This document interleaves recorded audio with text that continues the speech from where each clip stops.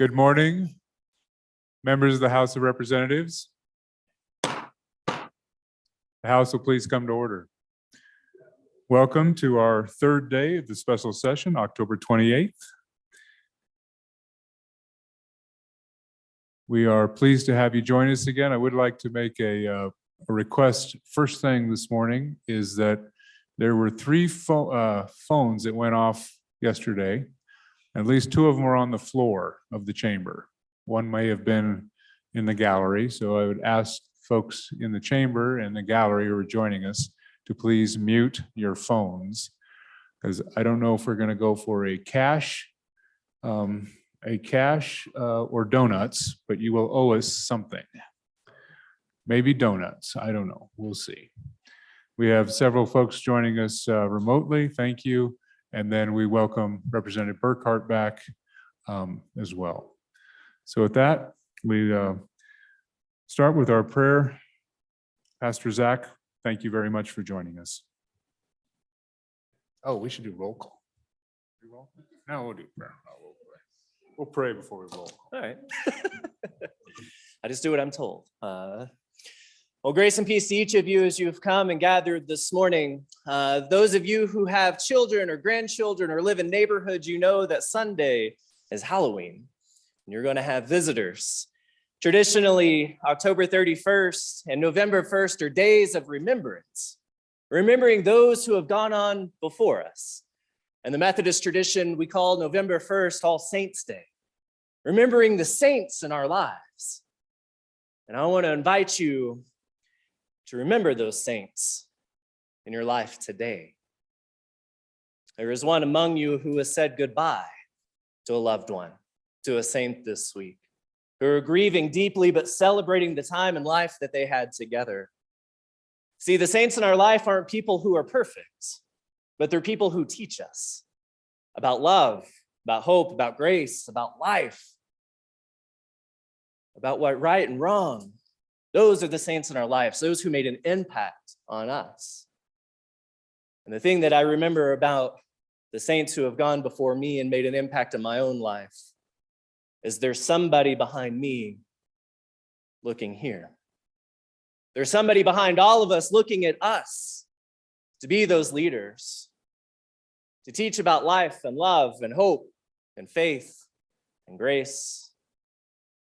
There are people looking at us today to do the right things, to be those mentors and leaders, to be those saints in their life.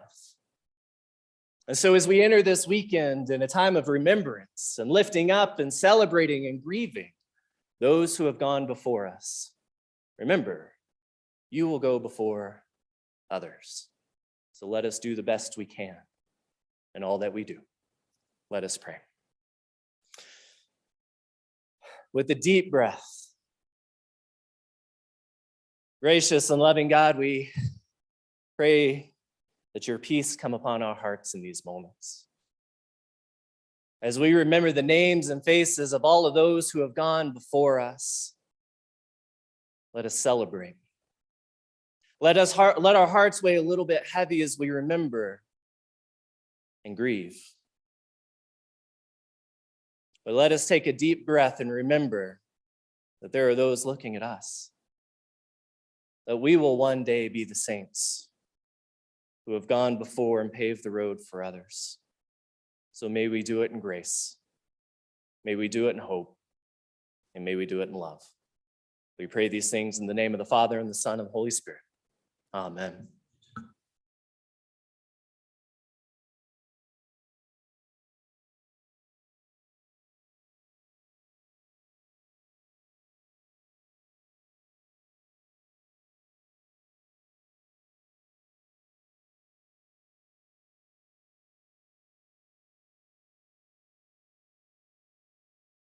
Well, thank you, Pastor, for joining us these last 3 days. We certainly appreciate your service to the Wyoming House of Representatives. Maybe right down that center aisle here, we'll give you a send-off here. So folks, thank the pastor right down the center aisle, middle aisle.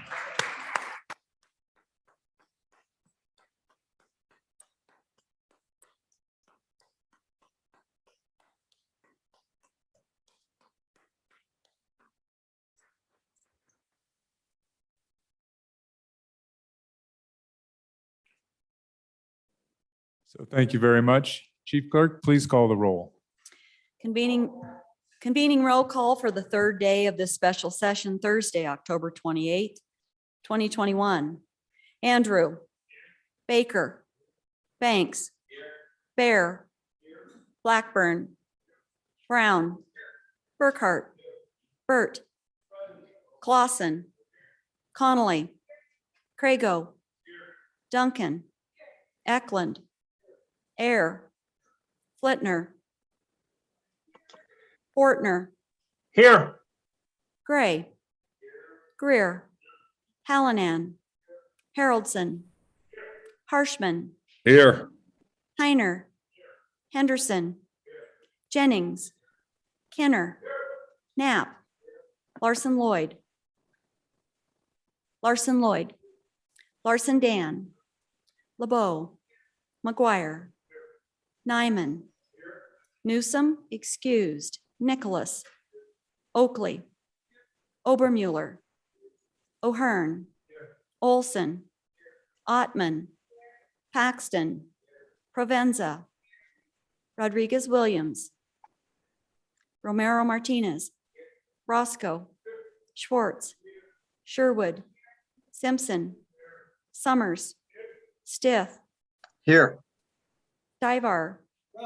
Sweeney. Walters. Washit. Western. Wharf, excused. Williams. Wilson. Winter. Yin. Zawanitzer. Mr. Speaker. We have 58 present, 2 are excused. Thank you, Chief Clerk. So members, we do welcome back Representative Burkhart, who's just returned from taking care of his wife and in the passing of her mother, so his mother-in-law. So we welcome you back and we extend our condolences and prayers to you and your family. Certainly we keep Representative Newsom in our prayers as well. Any privileges of the floor? Any announcements? All right, Chief Clerk. Journal Committee report. Your Journal Committee reports that the Journal of October 27th, 2021 has been read and recommend that it be approved. Signed Representatives Haroldson and Provenza.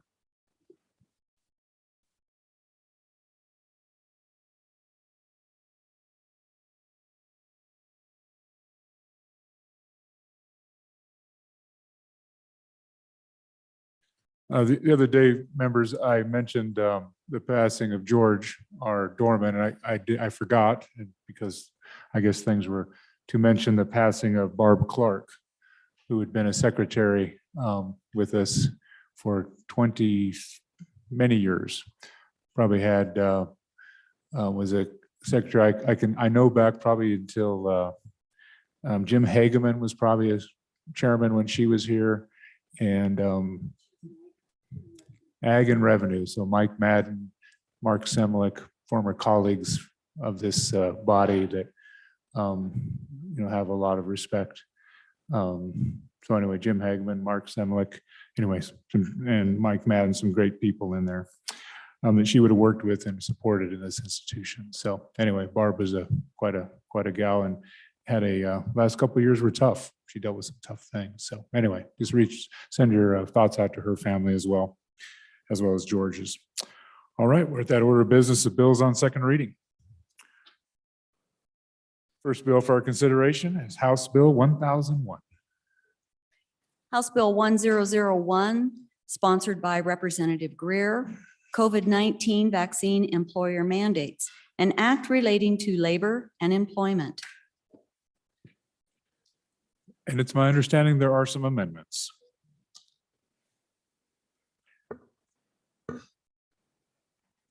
First Amendment.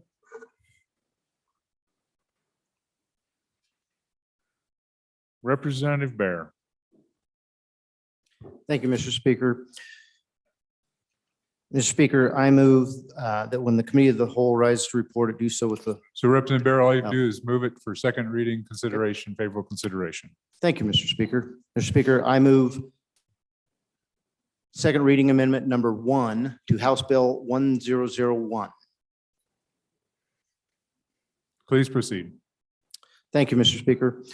In our deliberations yesterday, we spoke about the potential that the language that was submitted in our amendment from the committee had the potential of addressing issues outside of COVID-19. And I made a commitment to this body that I would bring language to restrict it to just COVID-19 so that we wouldn't create future issues that this body did not anticipate. So the language here is just inserting the restriction of COVID-19 vaccines to the emergency use authorization that we passed yesterday. With that, I move the amendment. Thank you, Representative Bear. So just a reminder, ladies and gentlemen, we're under regular order. So that means a member gets to speak one time. And when you've spoken one time, we'll go to a second time. So just for maybe for Representative Williams, but to remind ourselves, Representative Bear made the motion. And the next time he could go would be as last.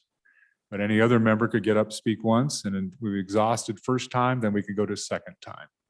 So first, last, and then each one gets 2 times after the first times have been exhausted. So anybody member for their first time? Any member for their first time? Any member for their first time? Seeing none. All those in favor of Representative Bear's motion on second reading amendment number 1, please say aye. Aye. Those opposed, no. The amendment is adopted. Thank you. Amendment number 2.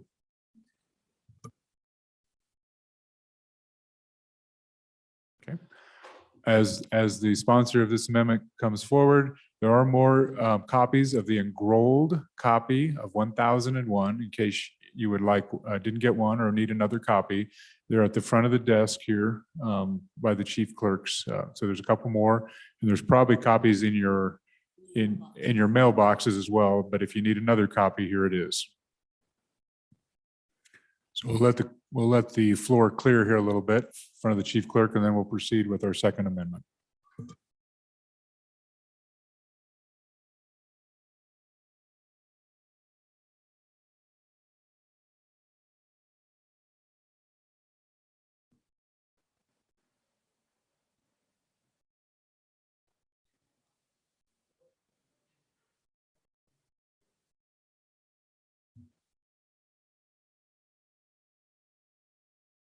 All right, thank you for your patience, members, and thank you for your patience, Representative Sherwood. Please proceed. I move second reading amendment to House Bill 1001 and ask for your favorable consideration. This amendment cleans up language and clarifies that any medical exemption or contraindication shall be provided if signed by a licensed physician. So to do this, we merge Part C with B to say an employer shall grant an exemption for medical grounds, including medical contraindication, upon submission of an exemption that is completed or signed by a licensed physician. So I just felt like that clarified and cleaned up that language. The second part of this amendment removes the rest of C concerning COVID recovery that states upon written evidence that an employee is fully recovered from a COVID infection, because upon further digging, we see that the guidelines from our nation's chief officers Safer Federal Workforce Task Force says an employee who has had a prior COVID infection is required to be fully vaccinated. This is also recommended by the federal agencies that monitors our nation's health. So in removing this, we are more likely to be in line with the federal guidelines that are coming out regarding mandates. Thank you. Thank you, Representative Hallinan, for your first time. Thank you, Mr. Speaker. I promise I'll do better this time. Yesterday, I discussed this issue also at that time, stating that I saw 81 studies that were correctly done according to the authors of the report, that this was an unnecessary requirement that these people receive another immunization. The best study I saw was of 700,000 people taken in Israel. This is the one study that I'll report here. A 700,000 person study from Israel, it was done 2 weeks prior to this report, found that those who had experienced prior infections were 27 times less likely to get a second symptomatic COVID infection than those who were vaccinated. So that tells me, and it should tell this body, that the vaccination provides only 1/27th amount that is provided by previous infection to getting the COVID disease. That being the case, I don't think it's appropriate that we would have a requirement that people that have had a previous infection that should be required to receive a vaccine. I also will report another comment that was made in one of these reports. Unfortunately, many elected officials and public health officials have held on far too long to the hypothesis that natural immunity offers unreliable protection against COVID, a contention that is being rapidly debunked by science. So I think that these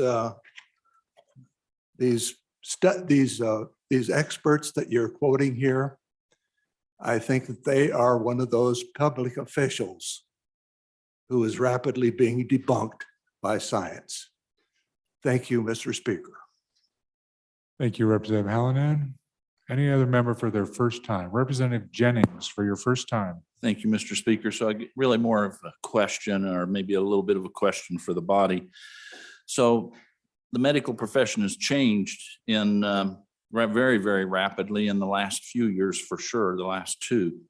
So I'm kind of curious where you put the people here under this. They would have to have a physician that they know. Well, many times our primary physicians are being much more put upon and much harder to get in and see. And there's a lot of people that don't even have a primary care physician that they would know.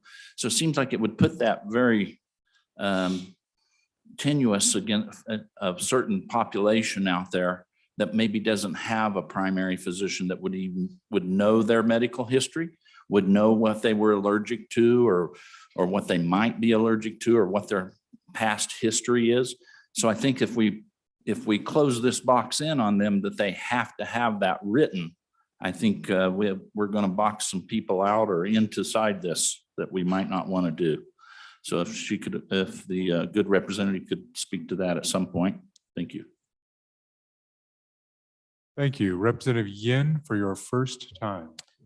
Thank you, Mr. Speaker. Members, so I am going to vote aye on this amendment. So we talked about yesterday on whether there would be conflict between federal rules and this state law if we pass this as state law. If we want to try to avoid some of that conflict to make sure that our state rules, our state law is the one that gets enforced and isn't exempted by the amendment that we passed yesterday because it would be in conflict with federal regulation, I think it should be as ideal as possible to try to align it with the federal regulation. Even though we don't know what that is at this point, I think it's likely that they'll uphold what their existing recommendations are in those rules. So I will be voting aye just so we try to line these up as much as possible and not have them be exempted. Thank you, Mr. Speaker. Thank you. Representative Provenza for your first time. Thank you, Mr. Speaker. I want to address some of the commentary that natural immunity or having COVID prior makes you immune either forever or sometimes at all. I've had constituents that have reached out to me that are immune compromised. And much of their concern in trying to fight back the federal mandate is that they are struggling with being able to have that immunity despite maybe being sick before. Unfortunately, that's not necessarily how other viruses are working or have worked in the past. I had the terrible stomach flu when I was 12 years old, but I had it again 2 years later, I think 5 years ago. You don't keep the same immunity forever. They wane. The other concern is that that COVID has evolved. We have different variants now. It's not the exact same virus that we may have been subjected to in the past. So trying to say that that is it, yeah, may it help? Sure. Some people don't test for antibodies though, or they get tested and they don't have them. So I think while there may be, sounds like studies that say otherwise, this is evolving. Science is also evolving. What we find out changes. And so something that we learned about the first strain may not be true of the current strain or future strains. So I wish you would take that into consideration. Thank you. Thank you very much. Any other member for their first time? We are on first time.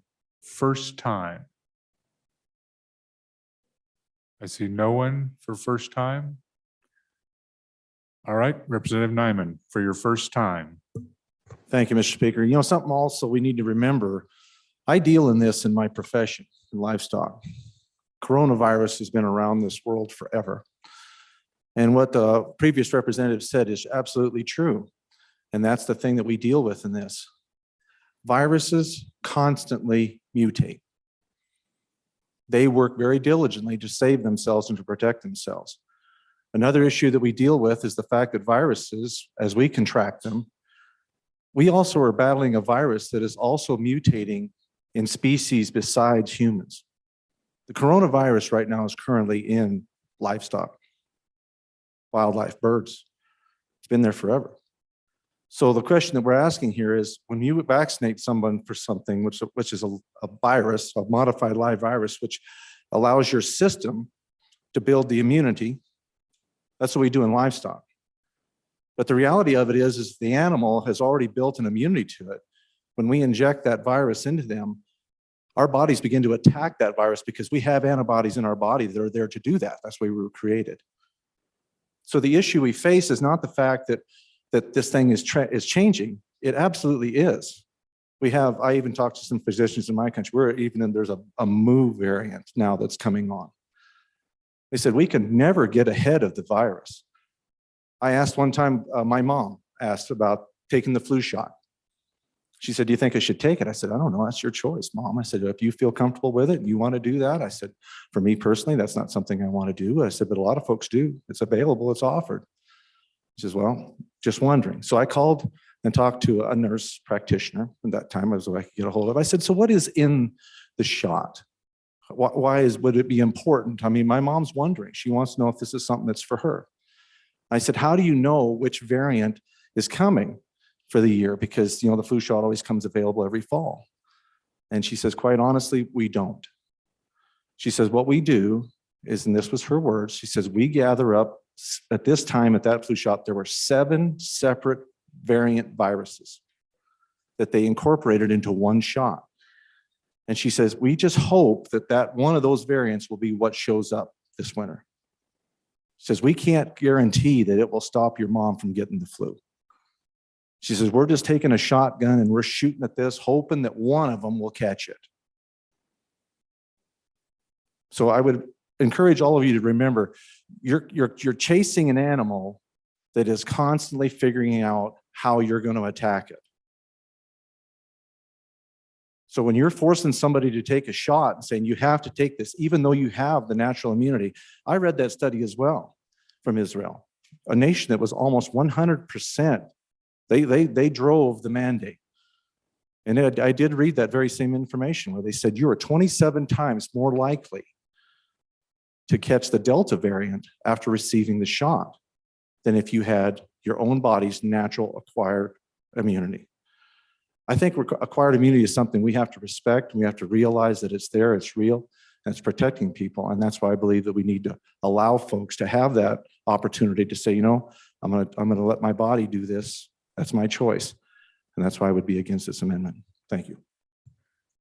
Thank you. So members, let's try to stay on the amendments or the topic of the amendment. I know it's a broad issue, and I'm going to go with Representative Fortner because he's online, and then we'll come back to the floor with Representative Knapp. Representative Fortner, the floor is yours. Thank you, Mr. Speaker. Everything the good representative from Hewlett was talking about, I echo that 100%. Those are the things that went through my mind when I was forced to vaccinate to get my operation, is what kind of longevity is this vaccine's going to have in our system to keep our natural abilities or antibodies in place? Are we destroying that infrastructure in our bodies that we'll never have that again? And furthermore, what are we doing to our kids by forcing this on them? I echo everything that the good representative from Hewlett said. Thank you very much. Thank you, Representative Fortner. Representative Knapp, for your first time. Thank you, Mr. Speaker. Amendment number 2. I will limit this to the amendment, and the amendment deals with exemptions. And I think it's key that we err on the side of our citizens when it comes to exemptions. Exemptions are something that will fall in line with most federal law. And exemptions are something that businesses probably won't conflict with any mandate that comes, even though we don't have that identified yet. Personally, I thought of this because I just put my pump back on this morning. So I'm going to represent type 1 diabetics, those with autoimmune diseases. You may have a physician, you may not have a physician. You may have a physician that actually agrees with vaccination or disagrees with vaccination. So I think it's important to err on the side of the citizen who's facing something that may be affected by a vaccine, and keep that protection in place. Thank you. Thank you very much. Representative Henderson, for your first time. Thank you, Mr. Speaker. On and for the amendment.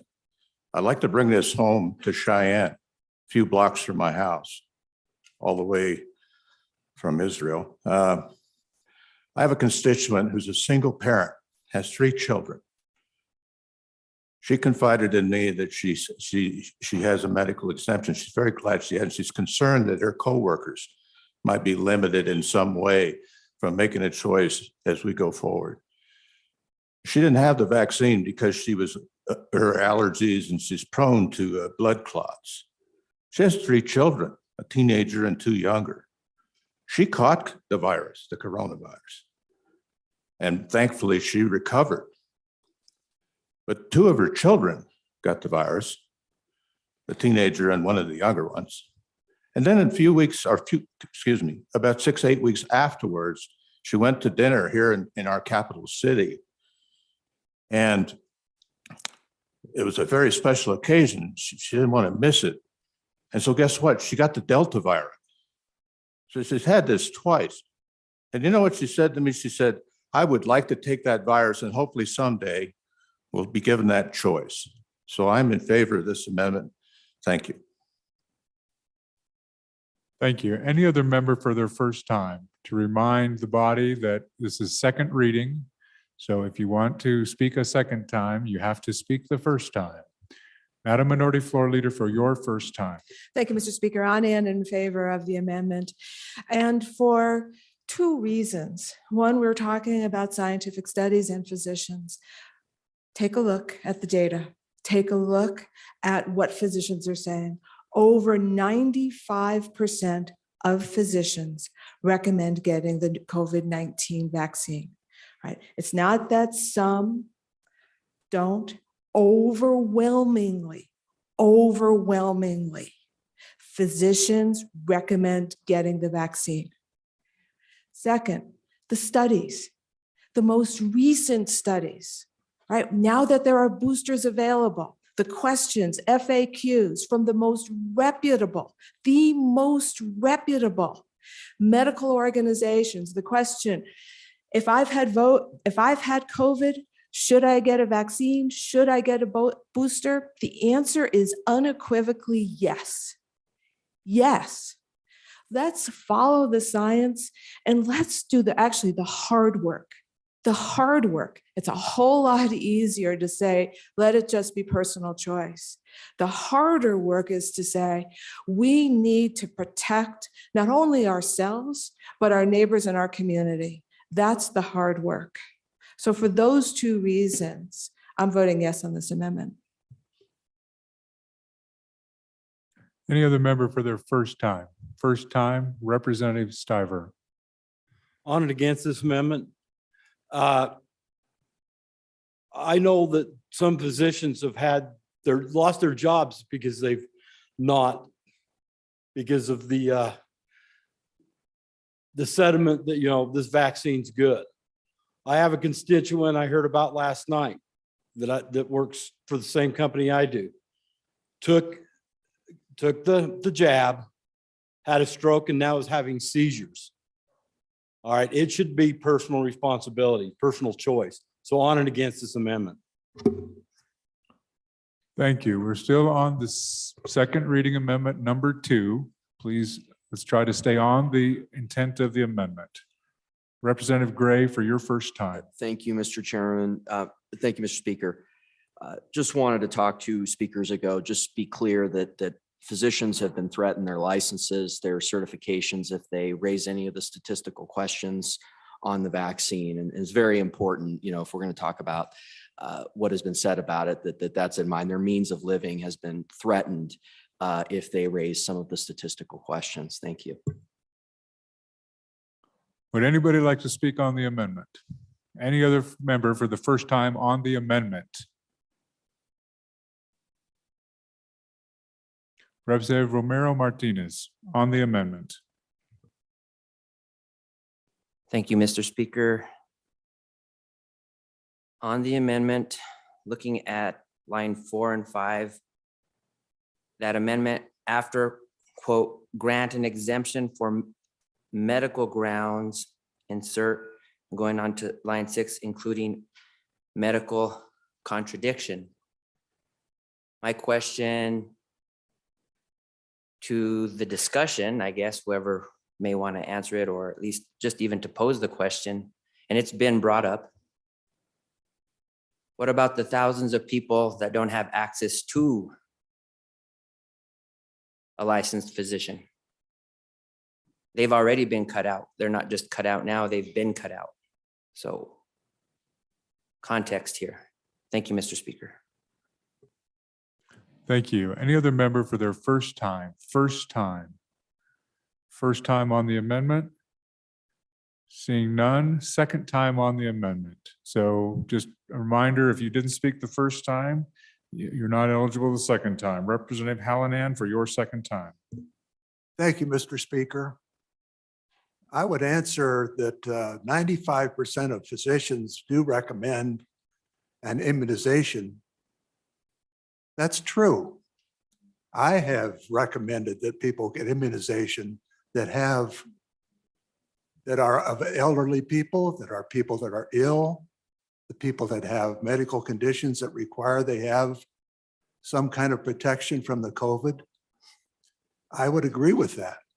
But this item that's in this amendment doesn't have anything to do with the initial immunization for people. It has to do with people who have had the COVID infection already, and it has to do with whether they need another immunization. And 27 times the number of people who have received a vaccine, 27 times they get the infection ahead of the people who have had the infection. That's in the study, 700,000 people. That is really the best study I saw. I don't know, I read about 80 other reports, other studies.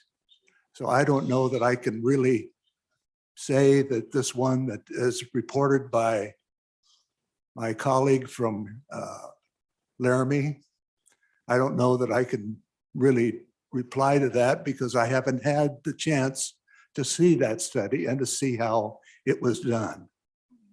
But I will say that 81 times the study has shown that this immunization is not required. So why would we require people who have had the vaccine, who have had the infection and have 27 times the number of 27 times the people would be required to have the vaccine over the number that had the immunization, that have had the infection? Why would we require them to have an immunization? What is the purpose of that? They have already had the infection and they have only 1/27 the times of the likelihood of getting the disease again. So for that reason, I would be against this amendment. Thank you, Mr. Speaker. Thank you. Representative Stiver, second time on the amendment. Thank you, Mr. Speaker. On and against this amendment. Again, let's look at the exemption that this administration's given out. Exemptions to Congress, legislative branches, congressional staff, judicial branch, White House staff, CDC employees, Pfizer employees, Moderna employees, the illegal aliens coming across the border. Representative, I know you're reading from something which is already borderline, but we're also not mentioning company names. So thank you. Please I proceed. apologize. Please proceed. But we need to look at the exemptions that this administration's put out already. I mean, the illegal aliens coming across the border, the staff, on and against it. I think we should have a right. Thank you. Again, members, I know that there are very specific identifiers to some of these things, but we still do not use proper names on this floor. Representative Yin, for your second time on the amendment. Thank you, Mr. Speaker. So quoting studies. I looked up a study just now, and it said a study of a group of people in the United States. They tested for antibodies after they had an infection, and after 60 days, a majority of them could not even test for antibodies. They tested negative for antibodies. So does natural immunity last? I think it depends on the person. And I think it depends on a lot of factors, how severe your disease is. Maybe that's a factor, I don't know. There are factors that determine how immune or how not immune you can be. With a vaccine, there's a set response. It's making us one factor to make one type of antibody to get one response from your body. And then we have that studied over and over and over the past 2 years. The amendment, so to circle back on the amendment allows for a medical contraindication. That allows for your doctor to assess whether you are naturally immune or not. If the doctor believes so, they can write that exemption. I think that fits. And again, I'll reiterate, it helps fit the federal regulations as well. So we're not in conflict with those federal regulations. And then you have a piece of law where one, it allows the doctor to assess your immunity. And then two, it allows where we won't get exempted out of the state law because it is in conflict with federal regulations. Thank you, Mr. Speaker. So please vote in favor. Thank you. Any members, additional members, second time? Representative Jennings, for your second time. Thank you, Mr. Speaker. So just 2 points that I'd like to make right quick. I mean, one of the speakers early on made statement of all the doctors that they are talking to, and I would expect that. I would expect that if you're in favor of these mandates, you're going to be talking to doctors who are in favor generally of these mandates. It's just as the people or this amendment, we'll take it back to this specific amendment. And so just like you would expect that most of the people that we would talk to, the physicians that we would talk to, would be in favor of not having this type of exemption removed or put in place. Again, I would focus us back to there are people who don't have a physician, and even the people who do have a physician very many times because of the burden that's out there, it's very difficult to get a doctor who knows you. They look in a medical record. And for me, that was kind of an interesting one because I have some allergies and they potentially are very deadly. And one of the medical records when we were starting to switch over came back and said, I see that you take this particular medication and you put it on as a cream. And I was totally astounded because I didn't even know they made it as a cream, but it had nothing to do with my actual possible problems of having dealt with. Now I'm having a doctor moment here. We're sure the correct medical terminology. And so I look at those and I think today our physicians are not as into their patients. And so it's very easy to make these decisions when you have a very good relationship with that doctor. But I would argue that my primary physician has changed several times because of the medical profession, the movement that they've made. And so now it's very difficult. Secondly, I would like to address the fact that you're going to go get this vaccination. Several people in the church that I attend have gotten the vaccination by their choice. And recently, several of them have turned around and got it again, gotten the disease. So I don't think this is a one thing fixes it all. And I think that we ought to look at these people that don't have a primary physician. I don't think science has this figured out. And so for us to remove exemptions like that, I just think is premature, on and against.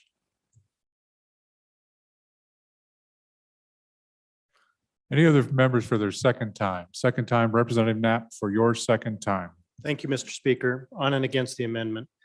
We keep hearing over and over again, matching federal law. We do not have a federal law in place yet. We do not know what the exemptions are with federal law. We're dealing today with this bill and this amendment for Wyoming law. So I think that's important to remember. The other thing is, why in the world would we limit exemptions?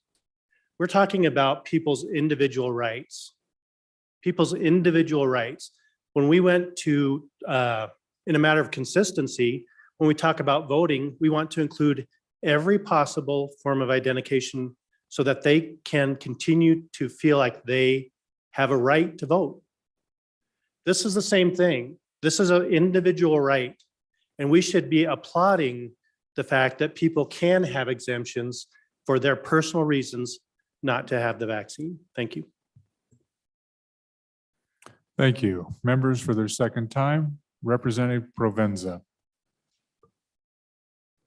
Thank you, Mr. Speaker. I just want to quickly point out, we should be trusting our doctors. We really should. And they've spent a lot of time in higher education, making sure that they know how to provide medical advice.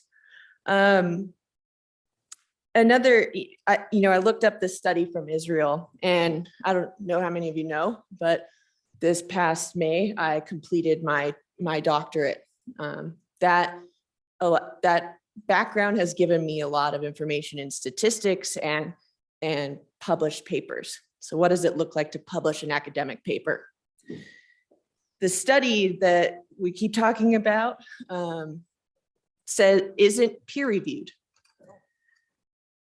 That's can be a problem.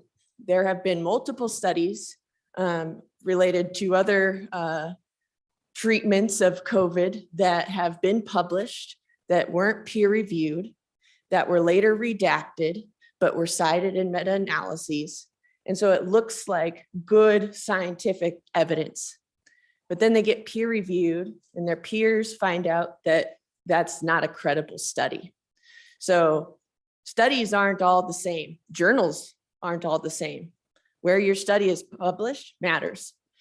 And so a lot of this conversation that we're saying is that we have natural immunity and that we need to make sure we keep that in this bill is based on information that might not be up to the scientific standard that the other studies are that are demonstrating that the vaccine does far better than people who have previously had COVID. So I'm asking the body to keep that in mind and vote for this amendment. Thank you. Thank you. Further, any individuals want to vote, speak for their second time? Representative Romero Martinez, second time on the amendment. Thank you, Mr. Speaker. On the amendment, after sincere consideration, I think that I'm adding to this conversation reality and life in the perspective of truth. To my previous comment that there is a specific demographic already cut out of this puzzle, that's not going to change here today. I'm going to say that I will oppose this amendment because of messages brought by previous speakers from the northern part of Wyoming. Everything's north of Cheyenne, of course. But I wanted to make people laugh for a split second, but also I wanted to put perspective. It's not so much getting in front of, quote, the disease, end quote. It's getting ahead of continually mutating disease that for the first time has crossed over to our Homo sapiens sapiens species. I just hope that this body continues to consider those more seriously. I also do think that a person who does not have, in addition to the people that have been cut out of the process of seeing a physician, there are others who may have access to a physician that still have continued lack of access to care based on how the system has been set up. So I agree with previous speakers when they commented on that relating to their faith community. And I digress. Thank you, Mr. Speaker. Thank you. Any other member for their second time on the amendment? Representative Nyman. Thank you, Mr. Speaker. I appreciate the representative just before the last year's comments. And I think it really does push the point is that there is no one size fits all. We talk about peer review, we talk about different things. And I will challenge you with this. We're so early in this process that right now we are basically in the experimental stage. That's the reality of it. I mean, normally it takes years for them to do studies on animals and then they move it into humans and do reviews. And I'll leave you with this. Every one of us can have an opinion on how wide this room is. This representative can tell us that this room is 85 feet wide. Next representative can come and tell us this room is, no, it's 85 foot 6 inches. Some can say it's 75 foot 4 inches. But until somebody shows up in this room with a tape measure, it's all conjecture. It's all opinion.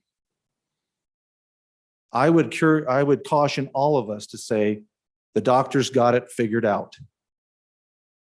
I can tell you a lot of stories about things that doctors have prescribed and things have done and things that have happened to people that they really wish they'd have gotten a second opinion. And I would encourage all of us to give everybody that opportunity and not close down and tighten in their ability to have that. Thank you, Mr. Speaker. Thank you. Any other member that spoke for a first time that'd like to speak for the second time on second reading amendment number 2? Any member for their second time to the sponsor, Representative Sherwood. Thank you, Mr. Speaker, and to this body for that rigorous debate. That is what I hope for this morning, is to throw out an idea of a potential cleanup, a clarification, and what rose from this conversation is shortfalls in the bill as it stands, in that we are telling somebody who is seeking an exemption that they have to go see a licensed physician and get a signature from a licensed physician. So wow, what a perspective that we hadn't discussed in coming into this day. And so that's food for thought of how are we going to solve that one? But back to this amendment.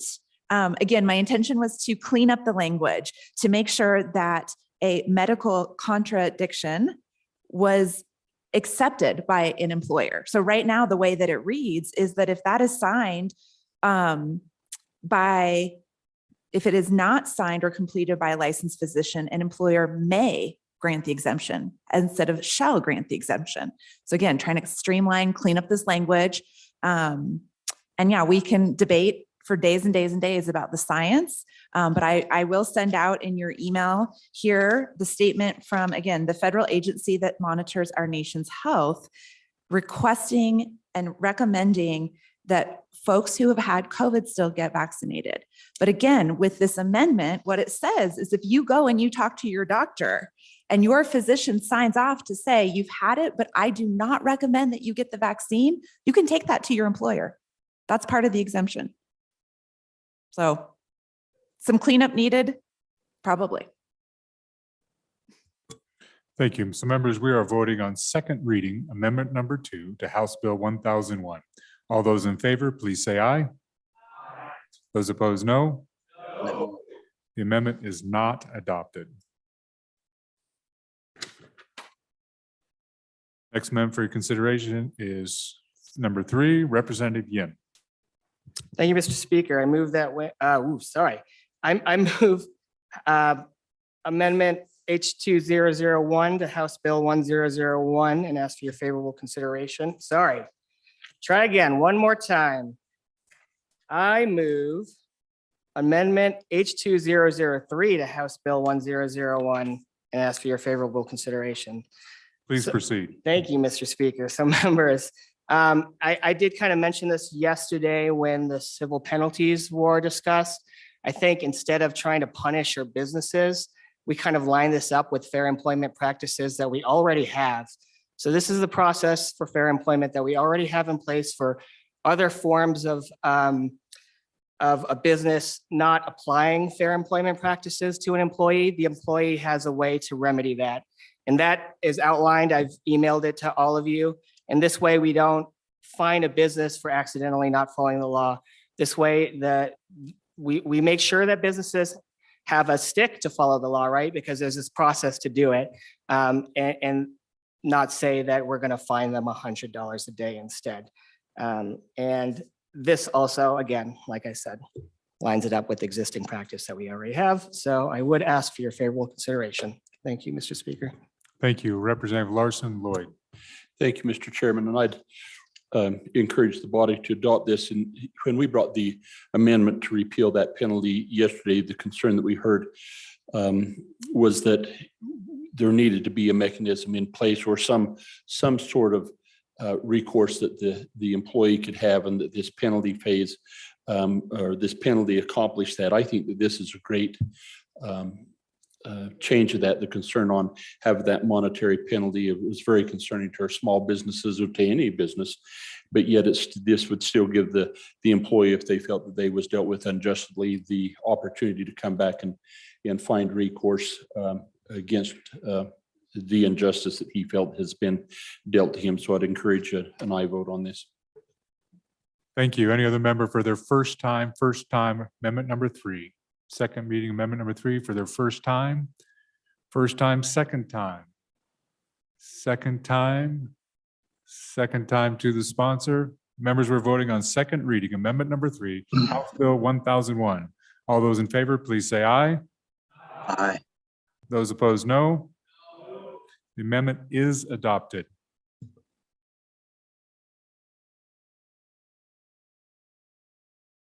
The division being called. All those in favor, please rise.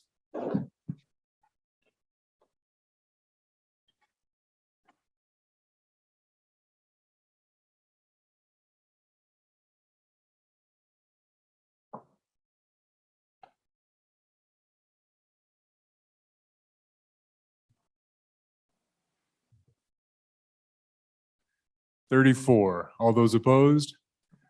Thank you. And I do appreciate the folks online. I had one standing and one with their hand raised. So thank you for fully participating. I'm standing because I need to stretch once in a while, not because I'm voting. I'm also helping the chief clerk count. Usually we have the reading clerk here. So I'm not actually voting. when I'm standing. I apologize if anybody was unclear about why I'm standing, is to help the chief clerk and double our count, hopefully accuracy. So with that, the amendment is adopted.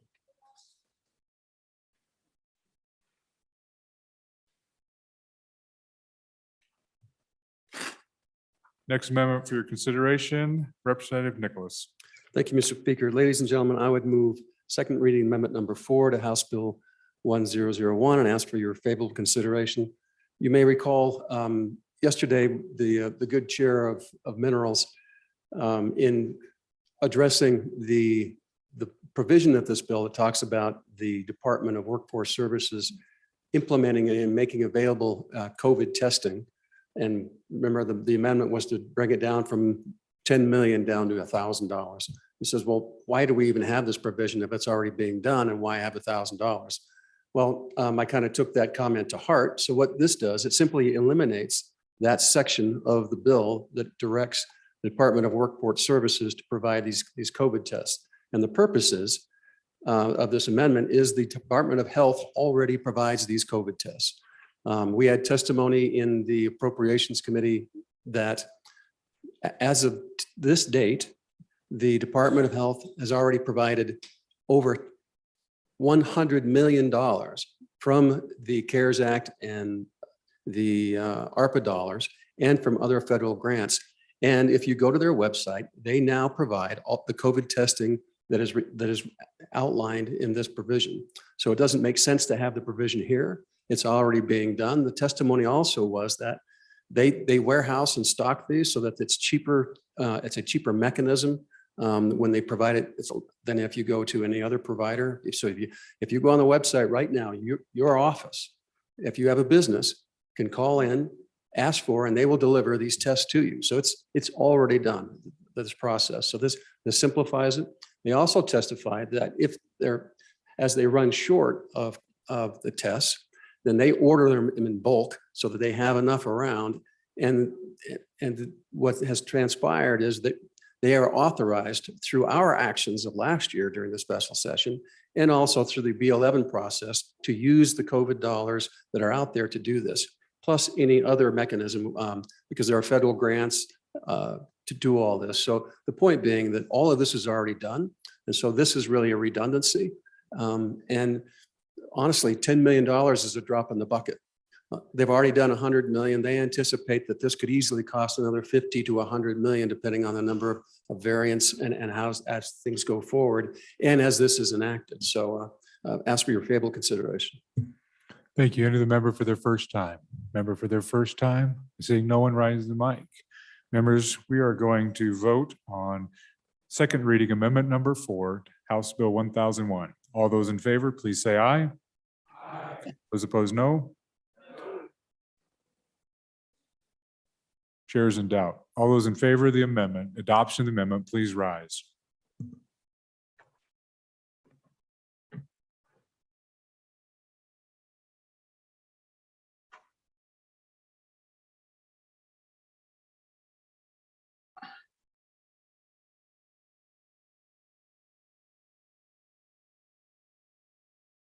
Thank you. All those opposed? This will be a close vote, so if you're voting, please rise.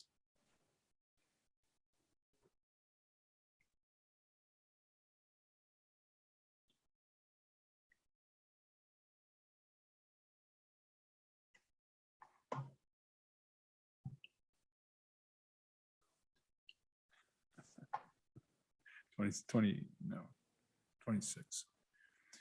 So the vote is 28-27 in favor of the amendment.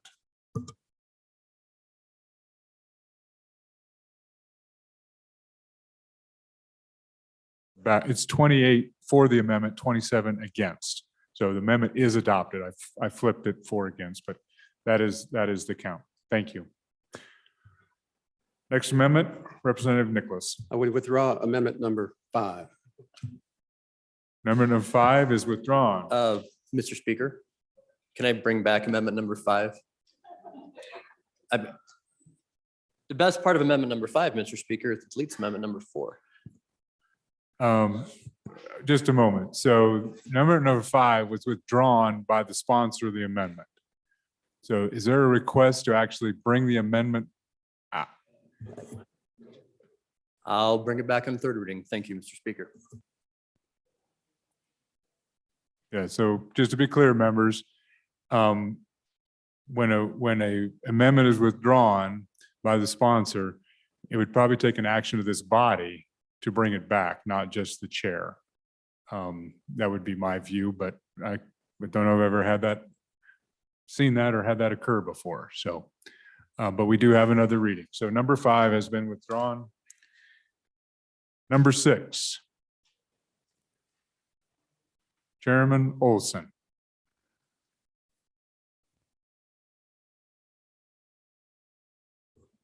Please proceed. Yeah, thank you, Mr. Speaker. I move that the adoption of Amendment 6 here on second reading to House Bill 1002.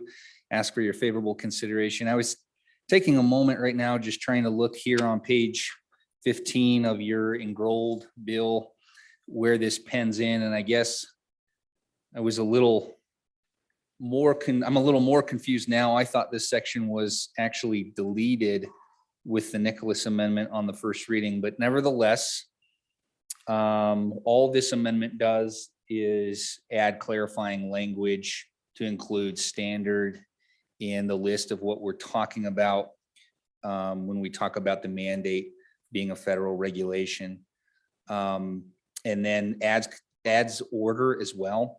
So looking at Bill 2 and Bill 1, and I'll have an amendment there as well on Bill number 2, but realizing that we're just trying to mirror, language is basically mirrored. So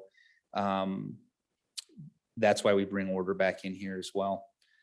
I know there's a subsequent amendment that takes a different approach to this, and I don't really know how I stand on that yet, but I guess I would urge the body to adopt this for now so that our language is at least consistent, and then, you know, we'll consider the more global change to this section later. And that's all I have, Mr. Speaker. Thank you. Thank you. Any members for their first time, second reading amendment number 6? Chairman Greer. Thank you, Mr. Speaker. Appreciate the work. Kind of a sticky wicket trying to find the right way forward with this preemption issue. You can go ahead and vote for this amendment as long as you vote for the next one. So I would just encourage us to look, take this one for a good effort. Nice try. Vote no, vote for the next amendment. That is clearly not conditioning a vote for one on another. You will vote on them independently, ladies and gentlemen. Any further discussion on this amendment? Any further discussion on this amendment? Members, we're voting on second reading amendment number 6. All those in favor, please say aye. Aye. All those opposed, no. Amendment is not adopted. Division being called. All those in favor, please rise. Folks online, you're welcome to raise your hands on your screen. You don't have to stand up and down, Representative Stiff.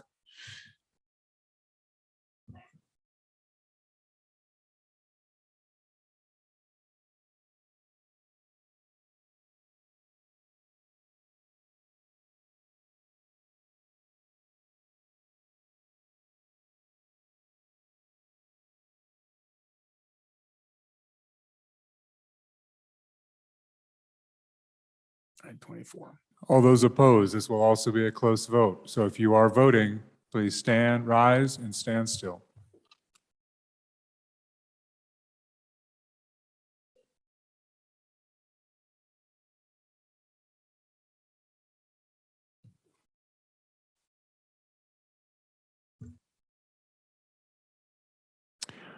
The motion is not adopted. Trust your chair, 24-30. And sometimes members, and members of the public, when I say it's a close vote, I don't know how many people are actually in the chamber. So it's, as you recall, for these votes, it's members present within the bar, including our colleagues online. Our next amendment, Representative Crago. Thank you, Mr. Speaker. I would move second reading amendment number 7 to House Bill 1001. As we contemplate all these amendments today and think about why we're here, I would urge the body to remember that we do not want to, as we're working these bills, automatically cede our authority over to the federal government. Historically and legally, the states have always had the ability to regulate health, safety, welfare within their own boundaries. That has not been a federal right to do. It's always been reserved to the states. And that's really why we're here this week, to maintain that authority and to push back against what we believe is coming our way. Yesterday, we passed a few amendments with good intent, but I think some of those amendments really ceded or appear to cede our authority to the federal government. And I don't think we should do that. And so I'm bringing this amendment to take some of that language out, some of those amendments, and put some other language in that sort of solves this problem of putting our employers in a dilemma of following federal or state law. And so that's really what my amendment number 7 would do. And it does another little thing. And if we look at the amendment, if you look line 6 of the amendment, page 14, line 22 of the bill, we take out the repeal language and we replace it with not be enforced. And the reason I came up with that language, the reason we worked on that language is there's this scenario where the mandate comes down, let's just pick a date. The mandate comes down on November 1st, for example. But our legal action to challenge the mandate doesn't get filed till November 3rd, November 4th, November 2nd, whatever. According to the language of the bill as it's written now, the bill would be repealed because there would not be a legal action at that particular point in time. And so I thought it'd be better to put in language that it's not enforceable during that period of time rather than the law being repealed. Because once we get our legal action in place, then we could go ahead and enforce our state law, but only if there's a stay in place in the federal action. And so that the whole stay action, which we talked about a little bit yesterday, the stay would, if a stay is in place, federal court says, federal government, you can't enforce your law, you can't enforce your order, whatever comes our way. It would allow our law to take precedence, to have primacy at that point, and it would not put employers in any position of having to choose between state and federal law. And that's really the intent of the amendment.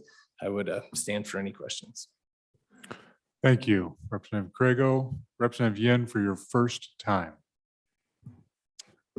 Thank you, Mr. Speaker. So, I think I'm okay with this, but maybe if another country lawyer could help me out with some of this.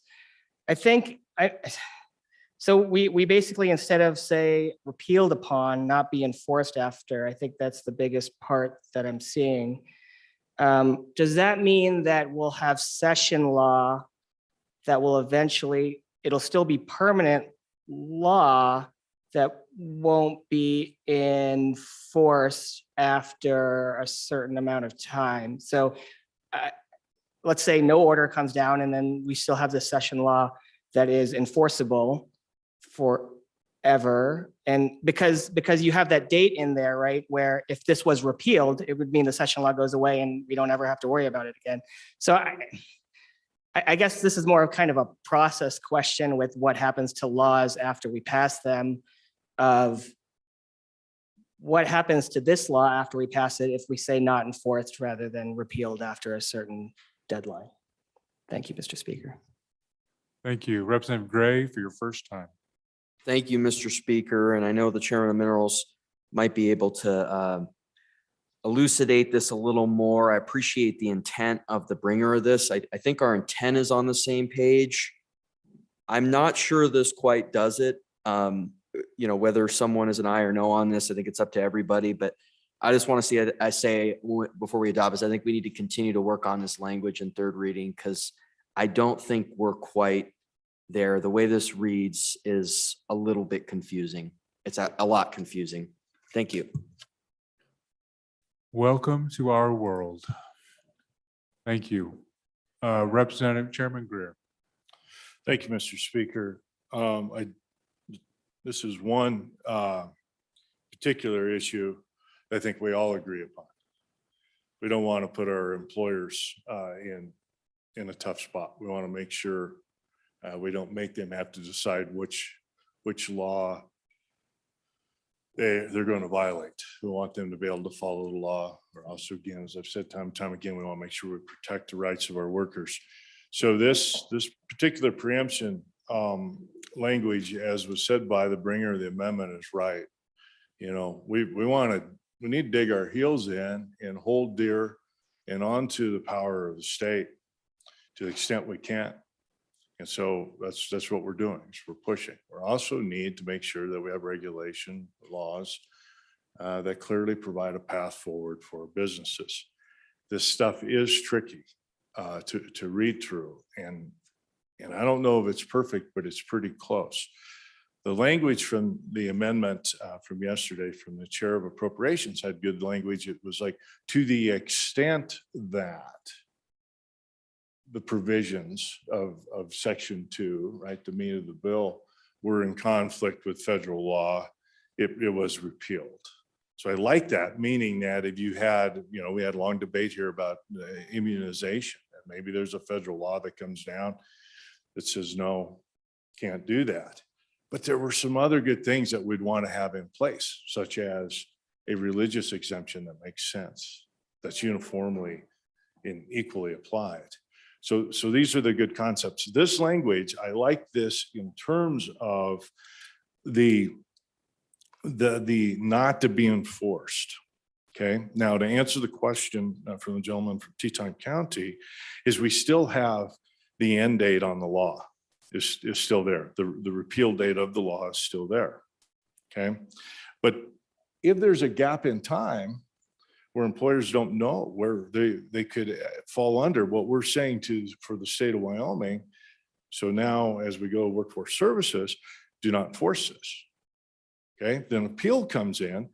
And I also like this language because it does clean up the component of if a stay is in place. Okay, just because a law can go into effect and a law can be appealed, but that's law until the decision of the appeal is resolved unless a stay is put in place. So I think a lot of issues with this have been solved. Is it absolutely perfect right now? I'm not going to put that stamp on it, but I think we are a lot closer to getting to what we all want.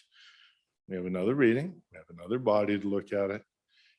I like this, and I think it's really good. So, and again, the gentleman that brought that, I think he's the new country lawyer. That doesn't mean you call me the old country lawyer, okay?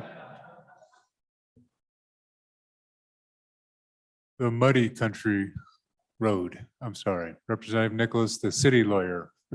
Yes. So on and against the amendment, ladies and gentlemen. So I like the first component, the concept that of taking off the repealer language. That's probably a good deal. But honestly, the second component doesn't work. And it doesn't work for a couple of reasons. First of all, what if there is no stay? Well, we've taken out the language that says that that employers don't have to violate federal law. So that's gone. That's our amendment from yesterday. So if there is no stay, the way this is written, they will have to violate federal law. And who's to know if a stay is going to be granted or not? You just don't know that. In addition to that, there are many, many types of stays. And so if it's a limited stay, and the court has the ability to make a stay jurisdictional. It doesn't have to be nationwide. He can do it where it's located. I mean, there's lots and lots of different components to it. So there's a huge, to me, gaping hole in here that if no stay is granted, then we're right back to where we were to bring this whole up.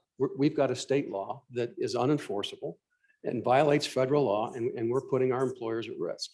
So that loophole has to be fixed before, I mean, for this kind of language to work. So I would just respectfully submit that if this language is in, we're going to have to put another amendment in that says, oh, and by the way, if there is no stay or if there anything else follows up, then federal law prevails and the employer, it isn't put in a catch-22 again. So, I mean, I understand the attempt and the work to do it, but this one doesn't work. So instead of putting this in and then fixing it again, let's see if they can come back with better language tomorrow, fine. But honestly, this just doesn't work because there's a loophole that will put all of our employers in a catch-22, and that's exactly what we're trying to prevent. So thank you. Thank you. Any other attorneys wish to speak to this bill? Or legislators? We have both at the mic. Madam Minority Floor Leader. Yeah, thank you, Mr. Chairman. And I agree with the previous speaker. Honestly, I understand what this is attempting to do and not make it as broad, but honestly, if our desire is to recognize what will happen with our employers, there will be a period of time between when X happens and then the stay. You're going to have just that period of time, and that period of time could be hours, but it could be weeks, honestly.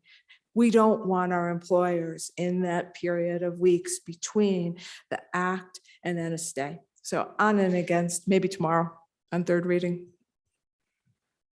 Well, we're going to have a full house here. Representative Stiff. Mr. Speaker, thank you. On balance, I think the representative from District 8 did get it right. The bringer of the amendment has the right intention here, but because we're deleting to the extent in conflict with federal law language that we adopted yesterday, it creates a further problem. So I think let's fix this I'm on and against this particular version of this amendment, but let's have this a cleaner version of this tomorrow. I feel like I should ask the council to approach the bar right now. Just feels something that, anyway, but we are the legislative branch. Further discussion, first time on this amendment. First time on the amendment. First time. Chairman Zwanitzer. First time, first second, Mr. Speaker. First time on the amendment, any other members of the body?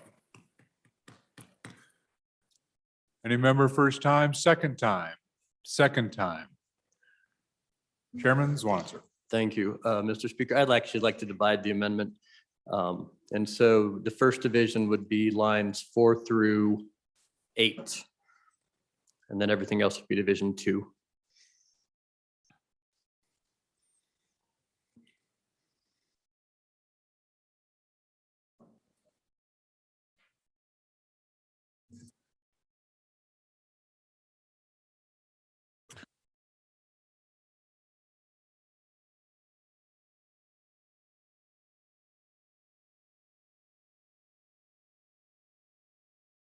Yeah, so members, to understand if something's divisible, the chair's got to make a ruling. And what I'm asking right now is to look at committee of the whole one, number 4, and see if it's impacted how it impacts these sections. So I'm just double checking for the members of the body and the public.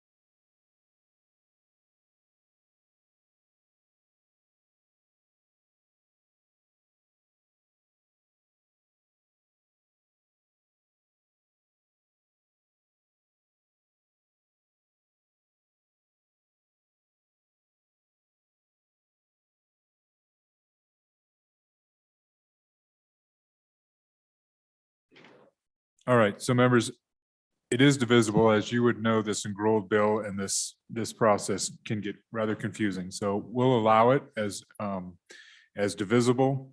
And someone finds differently as we proceed, we will try to accommodate that. So the first division, I believe, as pointed out, was lines 4 through 8 of the amendment. That's division 1. Division 2 is the lines 1 through 3 and 9 through 19. Is that accurate, Chairman Zwanitzer? Yes, Mr. Speaker. Please proceed with, I guess, Division 1. Yes, thank you, Mr. Speaker. And I would ask for your support for Division 1. I do believe this is a good catch when we talked about a repealed upon date not being enforced. I think that does address the concerns brought by the good member of judiciary. I also, I divided it because I also agree with the good chairman of appropriations that we need some more work on the other part of the amendment, but let's do what we can when we can. I would ask your support. Thank you. Any other members for their first time? So to the public and to Representative Williams, when we divide amendment, the first in time starts all over. So anybody now that has already spoken could speak a second or for the first time on this division and then on the second division. So any member on their first time, Representative Yen. Thank you, Mr. Speaker. So sorry to get on this again. So for the original country lawyer, he did refer to the date that was in there as still as a repeal date, but I think this language still says it's a not be enforced after date. So I guess I need to understand what happens to session law when it's not enforced after versus repealed upon that date. Is it still permanent session law that just like sits in our books forever and ever? Help me understand what happens to session law for when it's repealed versus not enforced after. Thank you, Mr. Chairman. And to the bringer of the original amendment, you are back in free reign. You can go for your first time if you want to respond. So it is not, you are not bound in any way by speaking. Anybody else want to speak for their first time on Division 1? First time on Division 1. I'm pausing just a moment so the original bringer of the amendment, if he's first time on Division 1, Representative Craigo. Thank you, Mr. Speaker. So just in response to the last question about enforced, it's talking about when it can actually be enforced for the first time. And so the repealer date or the exhaustion of the legal case, while if we adopt the next part of the amendment, while a stay is in place, that's our bookend. So our law doesn't actually go into effect until after the federal mandate, the way I read it, until after the federal mandate is issued. I think that's the point of that original language. I have no idea about what happens with session law, where it goes, where it's hidden or placed. I don't know. But as far as the language of the bill, I think that's the intent. And I would ask for your aye vote on the division. Further discussion on Division 1. Division 1, further discussion. Members, we are voting on second reading, amendment number 7, Division 1. All those in favor, please say aye. Aye. Those opposed, no. The division is adopted. Now we're on Division 2. Chairman Zwanitzer, you made the division. I'll provide you the opportunity to go first. Thank you, Mr. Speaker. I'm going to vote no on division number 2 because I think it needs more work and more thought. And I just have beliefs that this isn't going to be a one hit from the federal government. This is going to be across multiple agencies, multiple rules, orders, etc. And so I'm just concerned with the language when you have a wide variety of things that will be different mandates, rules, orders, you name it, and things are going to get specified in certain federal jurisdictions that may not be all encompassing. They might be, but they might not be. I just think that language needs to be further considered before we put it into the bill at this time. Thank you. Majority Floor Leader Summers. Mr. Speaker, thank you. On in support of the amendment. I spent quite a bit of time this morning going through this and with our staff as well. And if you take a look on in the bill and you look at Romanet I and you read the first part of this sentence, the date a federal law, regulation, or standard takes effect. So this is when subsections, let me get the sections right. So this is when section 2 goes away, shall be repealed, or in this case, shall, as we changed it, shall not be enforced after. So the date a federal law, regulation, rule, or standard takes legal effect, it has the effect of requiring Wyoming employers to comply with a federal COVID-19 vaccine mandate. And just think of that as a period for a minute.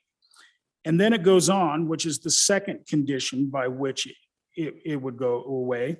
And any challenge to the federal law is exhausted. You know, you can go through all that reading, but is exhausted. Now this goes on to say, and any challenge to the federal law is exhausted if during pendency of a challenge, judicial stay is in place that prevents the enforcement of the law. So it really conditions that second piece on this piece in this amendment. And so the only time that second piece would come into effect is basically if the judicial stay is not, if the judicial stay is in place. And so anyway, I firmly believe this works, and I'm in support of it. Any other members for their first time on Division 2? First time on Division, oh, sorry, Representative Yin? Actually, you've already went once on Division 2? No. All right, then I just wrote your name down in advance because I knew you were coming up. Representative Yin. Thank you, Mr. Speaker. So from the previous speaker, it said that it has to be, you think of these as two separate things, but the and makes it so you have to consider them both together because both of them have to be true for the law to not be enforced. So essentially, without a stay, if there is a challenge, the law still has to be enforced. So I'm fairly confident based on this reading, and honestly, because it is so confusing, that's also not great for any of our businesses to be able to navigate whether or not they fall under the law or not. But I think based on the language in the amendment, every single healthcare provider would still be at risk. And so I would need one of the sponsors of the people in support to say, I'm confident that our healthcare providers aren't going to be at risk when a regulation comes down, because I think right now they still would be under this language. So I think originally I was okay with it, but honestly, because it's so confusing, it just took me a second. And I appreciate the good chair of appropriations to help identify that loophole. But I do think that we still put all of our providers at risk. And so I would ask you to vote no on Division 2. Thank you, Mr. Speaker. Thank you. I'll go online to Representative Stith, who's joining us remotely. Representative Stith. Mr. Speaker, thank you. I'd just like to hear from the sponsor of the amendment what his assessment is if you have a federal mandate of some kind that conflicts with this bill and there is no stay. If we adopt Division 2, what happens? Are the employers subject to conflicting requirements or not? I just sort of like to hear his take on that if he's so inclined to speak about it. Thank you. Eagerly standing at the mic, Representative Craigo. Thank you, Mr. Speaker. The short answer is they are not subject to conflicting laws. That is the point of the amendment, so long as the stay is in place. And what the stay does is prevents there from being conflicting laws. So that if a federal judge issues a stay and says federal law is not enforceable, our law applies. If the federal judge says you were in a little bit of background, let me back up. For a stay to go into place, a temporary restraining order or some type of injunction, the judge has to find initially that the challenge to the federal law is likely to succeed, which means he believes that the federal law mandate, rule, regulation is likely to be found unconstitutional or unlawful. And so if he issues that stay, our law is likely to be controlling at that point. And during the pendency of the stay, the chairman of appropriations is has essentially asked, well, what happens to our law? They're going to be in effect, because our law is not repealed, an employer could, still violating state law. My response to that is, no, they're not. The amendment specifically provides that Section 2 is not enforceable upon a stay being issued by some federal court, wherever. It's going to be several states are going to join together. It'll be one federal court. And so during the pendency of the stay, they are not going to be subject to conflicting laws. This addressed the issue that we talked about yesterday when we did not have the stay language in there. And we just said, okay, as long as there's a federal lawsuit going on, irrespective of whether there's a stay or not, our law is in effect. That's what the language from yesterday in the previous language of the bill said. And then there was a standing or a committee of the whole amendment that sort of took that language out, or what I would say overrode that language. And what my amendment does is find the middle ground between those two stances so that we do not put employers at odds between federal and state law. Only the law that is legally in effect at that time, whether it be state of Wyoming, federal government, is the one they have to follow. They will not be at odds. This is a unique amendment, I will grant you. It's not a standard, as our lawyers down the hall told me.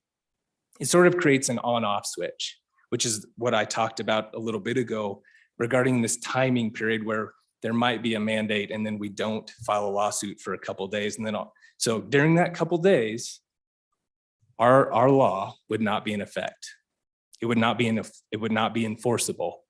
It would be in effect, but it would not be enforceable because a stay was not in place. As soon as the stay would go into place, our law becomes enforceable. And really what I'm worried about, to be 100% honest, is if we don't do something like this in this bill, and if somebody has a better idea, I'm all for it.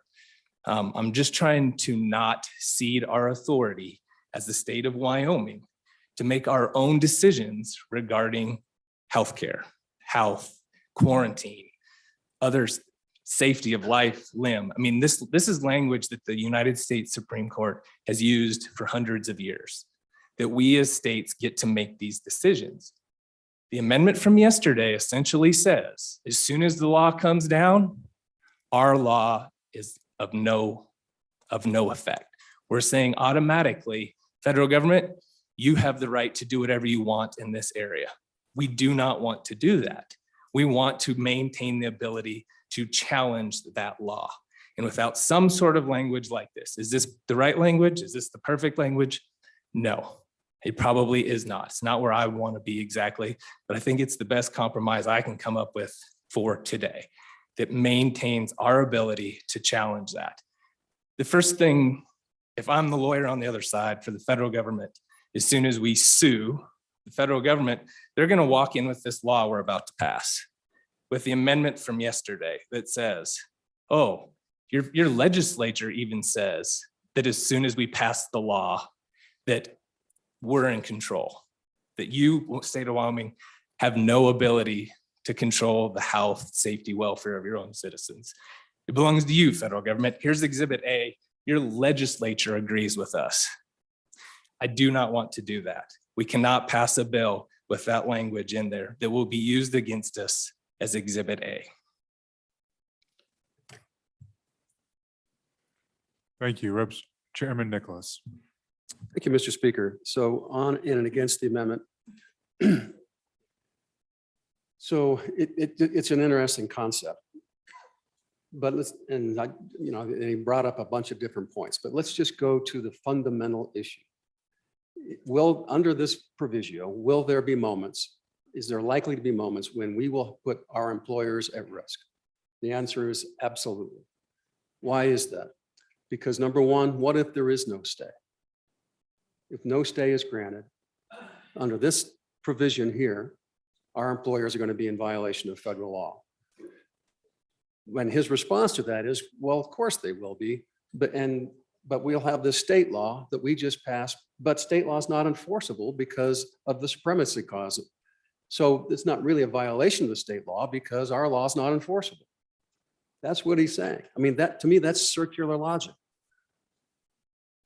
Because even though it might not be enforceable in court, it's actually that the law will be enforceable in a Wyoming court because we passed a law that is in effect. And you can argue, I doesn't care. If we're saying that you're going to violate state law. So but by this language, we're saying we want you to violate state law because we know our state law is not enforceable. So we're going to pass it anyway.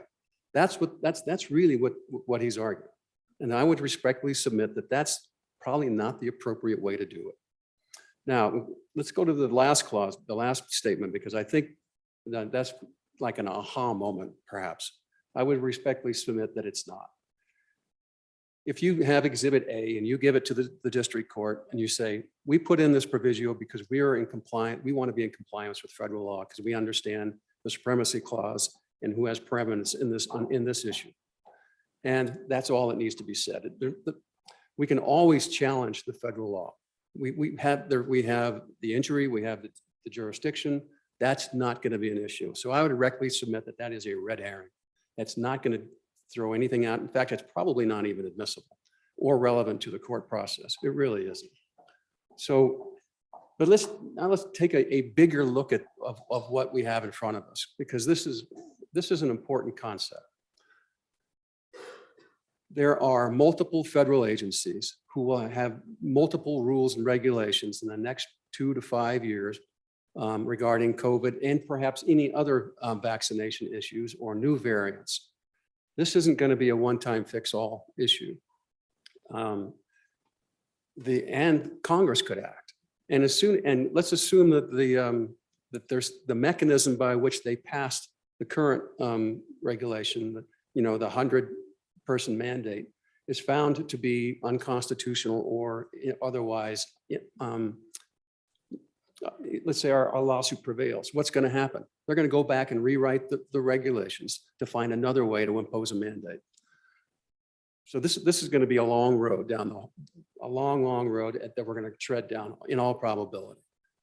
I mean, so we also know that we're going to have boosters because all the vaccines, and whether you've had COVID or not, we do know that all the antibodies that come from all of this stuff dissipates over time. And so like a flu shot, if we don't continue to have boosters over time, as the science has it right now, we're going to require further boosters. So do you think this is going to be the end of this issue? No chance.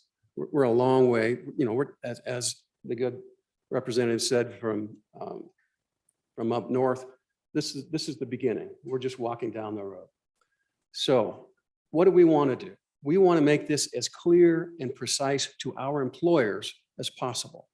We want to tell our employers that this is a place to do business, and we're going to only pass a law that's not going to put you at risk of ever violating a state law or violating a federal law that's contrary to it. It's that simple. That's all that the amendment did yesterday. And this leaves a loophole so that if there is no stay, then you will be violating federal law and state law, or one or the other, you will. And trust me, there are multiple occasions where stays just aren't granted. And it is not uncommon for federal district courts to only grant the stay for those who are members of the lawsuit or in the state where it came from, where the actual damage happens. So, it just really depends on the judge on how they do that. And they look at the overall impact to everybody when they do it, probability excess, lots of different issues that comes up on that. But why put it at risk? That just doesn't make sense. So the loophole's still there, no matter how you said, because that loophole really, his argument is, well, who cares if we have a law in the state of Wyoming that's unenforceable, because it makes us feel good. And I would submit, let's pass laws that are accurate and that are enforceable, because that's what laws are supposed to be. So on and against. Any other member for their first time Division 2? Representative Greer, I have not have your name on my list, so you're welcome to proceed. Mr. Speaker, I'm on a lot of lists these days. Please proceed. Thank you, Mr. Speaker. Okay, folks, just read what we've got. Okay, just take a minute and read what we have. What we have is the provisions of section 2 of this act, okay, shall not be enforced after the date of federal law, regulation, rule, or standard takes effect, okay? So until there's a federal law that's in effect. That's what we've got, and that's what we've passed so far. And then if we don't do this division 2, it would be subject to to section 6 of this act, which was the amendment yesterday, which just says this act shall not be enforced on and after the date in which a federal law, rule, regulation is imposed. Okay, so we don't vote for this, we're going to have a duplicate, it's going to be in there, it's going to be redundant. Now, if we pass this amendment, okay, it's not circular logic. Actually, what it is a straight line, and it's a line drawn in the dirt. And the line drawn in the dirt says, federal government, we are going to exercise our rights as a state to control the health, safety, and welfare of the people of our state. And I agree 100% because I've been caught a few times. Okay. I agree 100% that if we have this where it is just flat repealed, that's going to be the first thing. He's absolutely right when he says that. That's going to be the first thing they're going to do. Well, your own legislature debated this, and their conclusion was we want it repealed. Okay. So what we're saying, and again, the on-off switch is a good one. But what we're saying is we are going to find a way down this path, and we're telling the federal government we want to be the ones in control of the welfare of our people. Now, you're going to try to do something different, federal government, and we understand that you've got a certain amount of power to flex. Power of the purse is the one we hear talked about the most, okay? But we understand that.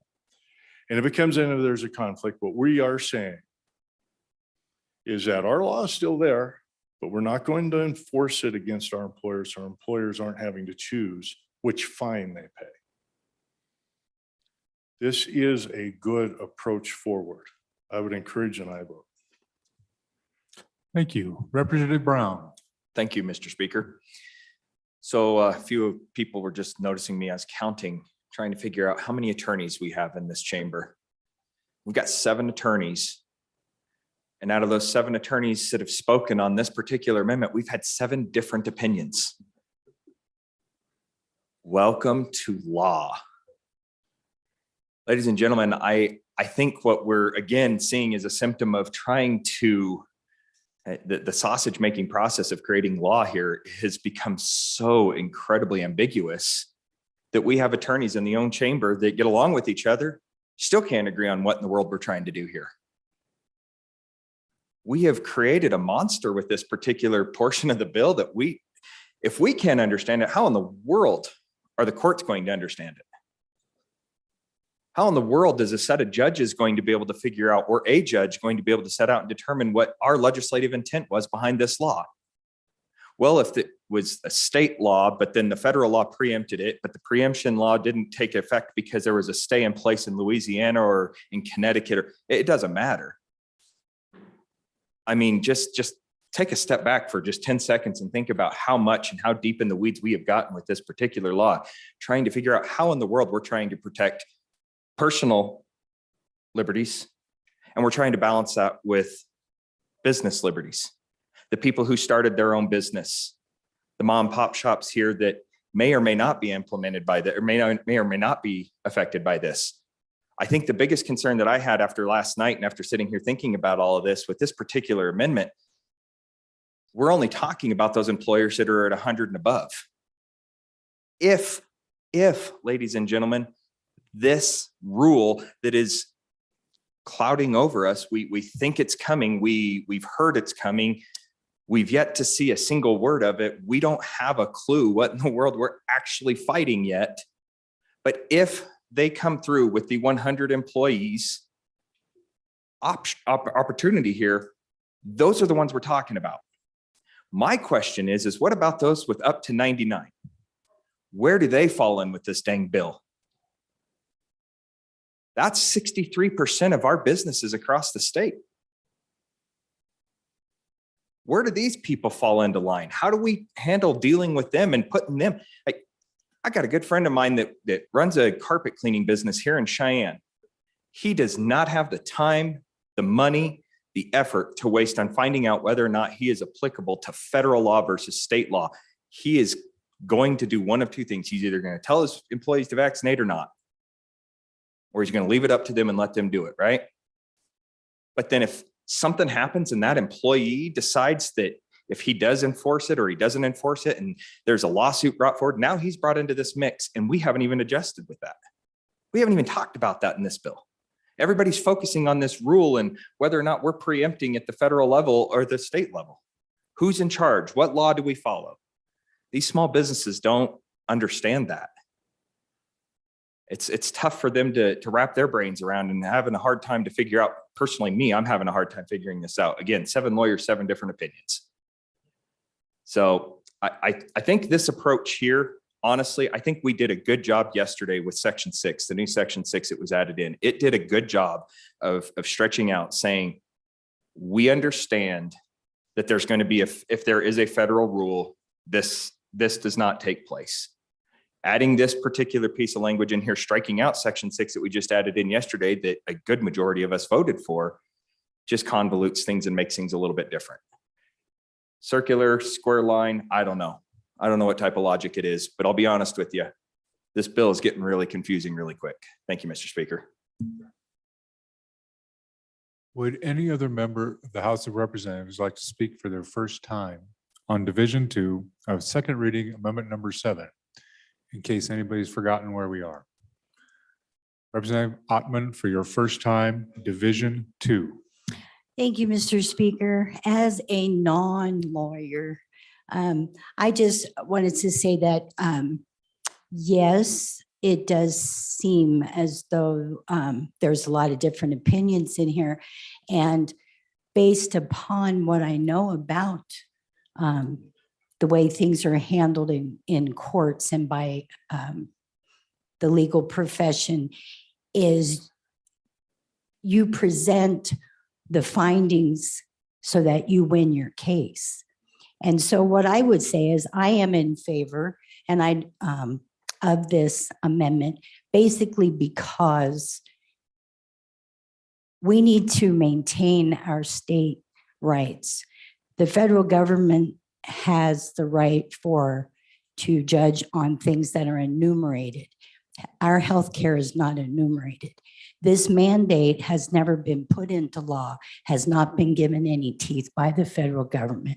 It is a power play. And I believe that this amendment would help us to maintain control. Thank you. Thank you. Any other member like to speak to this? Speak to this? Representative Clausen, welcome to the jungle. Mr. Chairman, I speak in favor of Division 2. I think this is the elegant solution. It may not be the perfect language, but I believe this is the elegant solution we've been searching for this particular section. Thank you. Thank you. Chairman Olson, first time on Division 2. Yeah, thank you, Mr. Speaker. Now counting up all the lawyers in here and realizing I hadn't spoke, I realize I need to speak. But I don't think you have to be a lawyer to understand how messy this has gotten right now. So I think we just have to step back. I actually think the chairman of appropriations is spot on, so I'm on and against this division. And he said it in a couple of words, in a lot of words that he said, but simply put, you don't need this provision to challenge federal law. That's all you need to know. If you're concerned that you want to maintain our position of primacy, or that you want to challenge the supremacy of the federal law, whatever your theory is, if you want to have that ability, it doesn't come into fruition with this amendment, and it doesn't go away with or without it. The tradition is that the states have police powers. Police powers include health and safety. That's exactly what we're talking about. There are countless ways that I couldn't even think of. Probably all the lawyers combined in this chamber right now couldn't think of the countless actions that one could bring to challenge the federal mandate. So with or without this, I don't think that that changes the ability for the state of Wyoming to attempt to exercise its police power, which is exactly what we're doing with this bill as a whole. Even without it, I think at the most simple level, had we done absolutely nothing, a court case could still be brought saying, wait a minute, you don't have the authority, federal government, over the health and safety. That's left to the states. That's a police power that's reserved to the states. And there are 2 Supreme Court cases. I don't remember if they're in our memorandum or not, but there are 2 Supreme Court cases from the early 1900s that say exactly that with respect to vaccinations. How the Supreme Court would find itself now, I don't know. That was a smallpox case, but the point is simple, that for over 100 years, that has been clear that vaccinations are health and safety are police powers are state. So this amendment doesn't move you any further in the direction of having a good case in front of the Supreme Court. Actually, I think all it does, what has become clear to me, is convolute the bill even more. And that is becoming more and more concerning to me, because as an employer, I don't know how you know which portion of the law to follow, to not follow. But what I do think will end up happening is, for these large employers, we're talking about large employers that are across multiple state lines. And they're going to have their legal counsel looking at a federal law. They're going to have their legal counsel trying to digest state law. But at the end of the day, most businesses are going to try to operate in conformity across state lines anyway. And I really don't think that that this provision is going to put a business in the position where they say, okay, I guess we'll follow Wyoming state law and not federal law. If it comes all the way back to the root of, I think, the purposes of the amendment, and don't get me wrong, I fully support the idea of litigating this in the courts. I just think that if that's what you want, you don't need this amendment to do that. I think all you're doing is complicating an already complicated situation for employers. I think it's no longer a line, it's no longer a circle, it's some convoluted trapezoid that I can't even follow the number of sides on it. So on and against this amendment. Thank you, Mr. Speaker. Thank you. Representative Fortner on Division 2 of the amendment. Please proceed. Thank you, Mr. Speaker. I believe, as one of the previous representatives said, this draws a line in the sand. And we need to have that line. We need the federal government to recognize Wyoming is now standing up and taking control of themselves. First thing they're going to try to do is reject our funding. And we've seen that happen time and time again in Wyoming. But the thing we got to remember, we're not in this fight alone in Wyoming. We got neighboring states that's passed more stringent laws and got them on the books already. But we're still cutting our teeth. These guys has already had full set of teeth and they're off and running. I don't think that we're going to be in this fight alone. Thank you, Mr. Speaker. Thank you. Representative Knapp, for your first time on Division 2, second reading amendment number 7. Thank you, Mr. Speaker. On and for the amendment, I think that it makes it very clear that Wyoming wishes to retain its rights. I hate dealing in matters of probability, but that's exactly what law is. Laws are a matter of probability when you go into court. But as a business owner and reading hundreds of emails from business owners, the probability is that the federal mandate is unconstitutional. That's what they feel the probability is. And with that, there will be a stay, probably. I'm fairly sure that there will be a stay. So when it comes to business owners, they sometimes don't dabble in areas of law of probability. But this amendment is clear. It does retain the right for Wyoming to make its own decision. Thanks. Any other member for their first time on Division 2 of this amendment? Members for their first time on Division 2 of the amendment? Division 2 going, second time, Division 2. Representative Yin, for your second time. Thank you, Mr. Speaker. So again, I think I want to remind everyone why we had that debate over the first reading, the committee of the whole amendment, which is we were worried that if our businesses, such as our healthcare providers, are conflicting with state law and federal law, they'd be in trouble of being able to receive Medicaid and Medicare funds that keeps our nursing homes and our hospitals alive. So getting this language right is extremely important.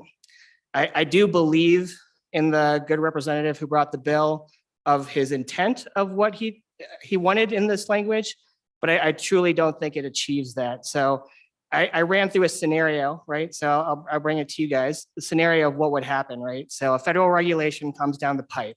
We have the state law in place. Federal regulation comes down the pipe. It says you must have a vaccine mandate, and it's different than what we allow in our state law. So there's a conflict with the federal regulation, right? So we say in this language, we say, Members, just a moment, Representative Yin. So members on the floor, there's a lot of conversation. There's actually conversation behind the bar that even I as the chairman can hear. So we will be respectful to a member, whoever that member is speaking at the microphone. So if you have a conversation you need to have, please take it off the floor and make sure if you're off the floor, you're not heard on the floor. Representative Yin, my apologies. Please proceed.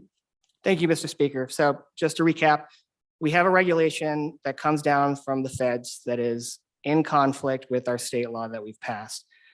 For a healthcare provider, at that moment, they are in conflict with both laws. So there's a time where there's a chance that they'll be decertified, right? So the only time that this law will not be enforced based on the language in this amendment is if the regulation comes down, right? We got that it's in conflict, and the challenge is exhausted.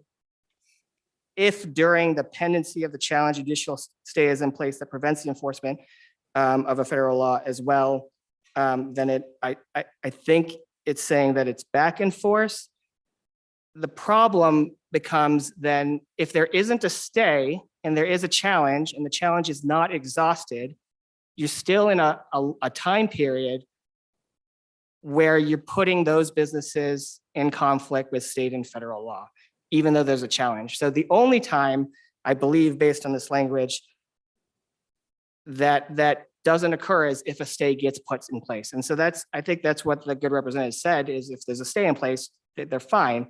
But if there's no stay in place, there is a challenge, or even if there isn't a challenge, you have the businesses in conflict, which puts them at risk with Medicaid and Medicare funds. So I do appreciate the intent, and I think it is possible to get this right somehow, but not in the language we have here. The language we have here still puts anyone that's under a conflicting federal regulation at risk.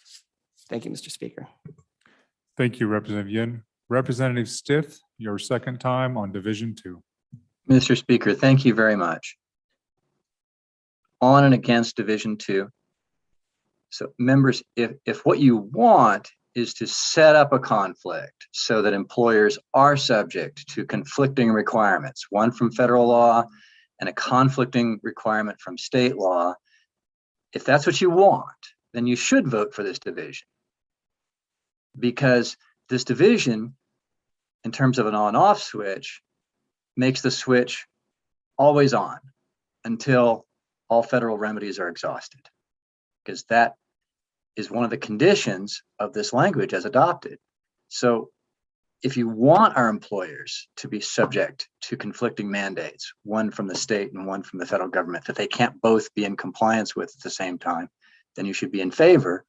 If on the other hand, you think our businesses should not be subject to conflicting requirements, then you should vote against. So on and against. Thank you.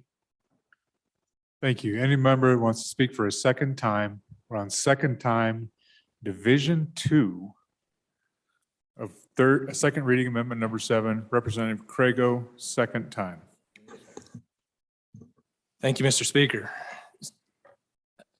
The purpose of the amendment and the language of the amendment prevents employers from making the decision between federal and state law.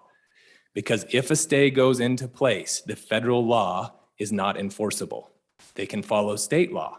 If a stay does not go into place, okay, federal law is effective. And the language of Section 2 is no longer enforceable in the state of Wyoming. Could that change over time? Yes, but that's what the language of this amendment does, so that there is no conflict. That was the concern we had from yesterday. We don't want to put our hospitals and our providers and other small businesses or large businesses for that matter in some sort of position where they have to decide which law they're going to follow. They don't. That is the purpose of this amendment. That's what the language does explicitly. That's what I asked for. That's what our lawyers and staff drafted up. As to some of the comments from the chairman of appropriations regarding, well, they're still violating federal or state law if according to this, they're not, because it's not enforceable.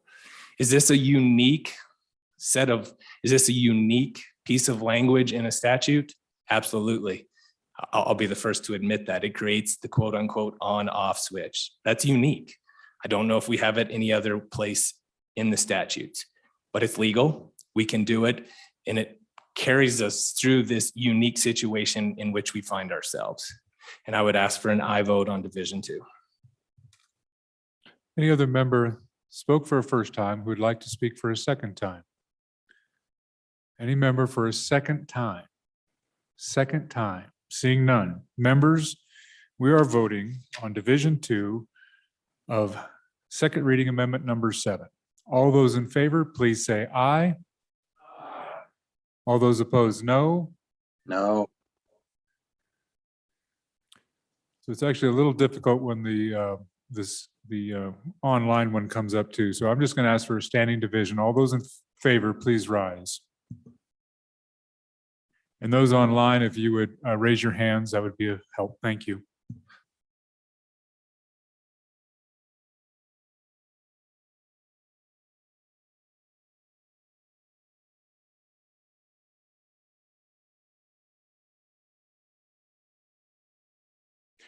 Thank you. Those opposed, less than 33.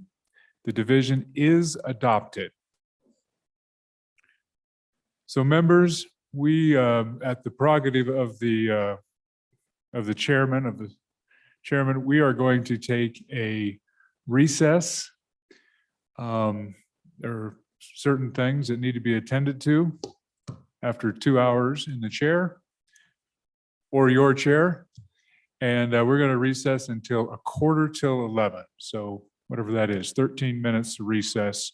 And then we will continue with second reading on House Bill 1001. So the House will be in recess until 10:45.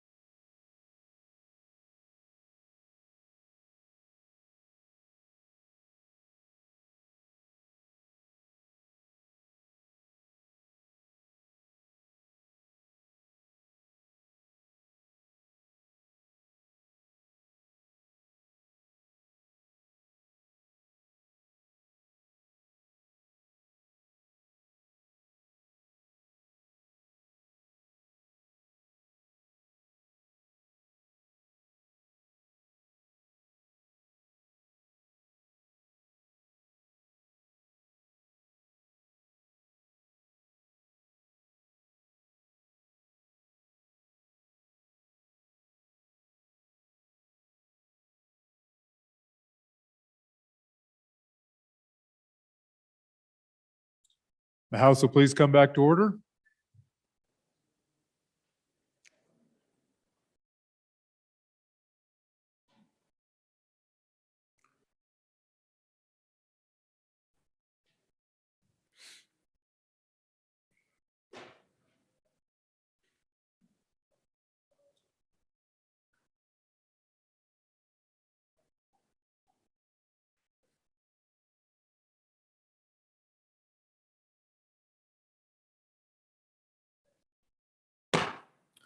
All right, members, let's get underway.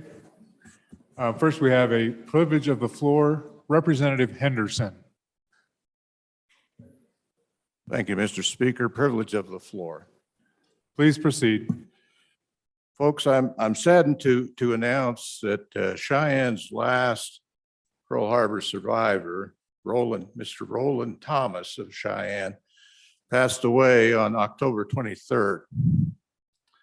And he's the last survivor in Cheyenne. I don't know about the state, but Mr. Thomas was originally born in Chicopee, Massachusetts. He's 99 years old. And his ship was attacked on December 7th. And fortunately, no one was injured. So I just, the service is started today at 10:30.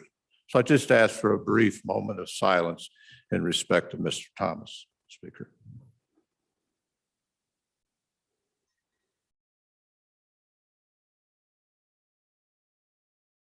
Thank you very much. Thank you, Representative Henderson.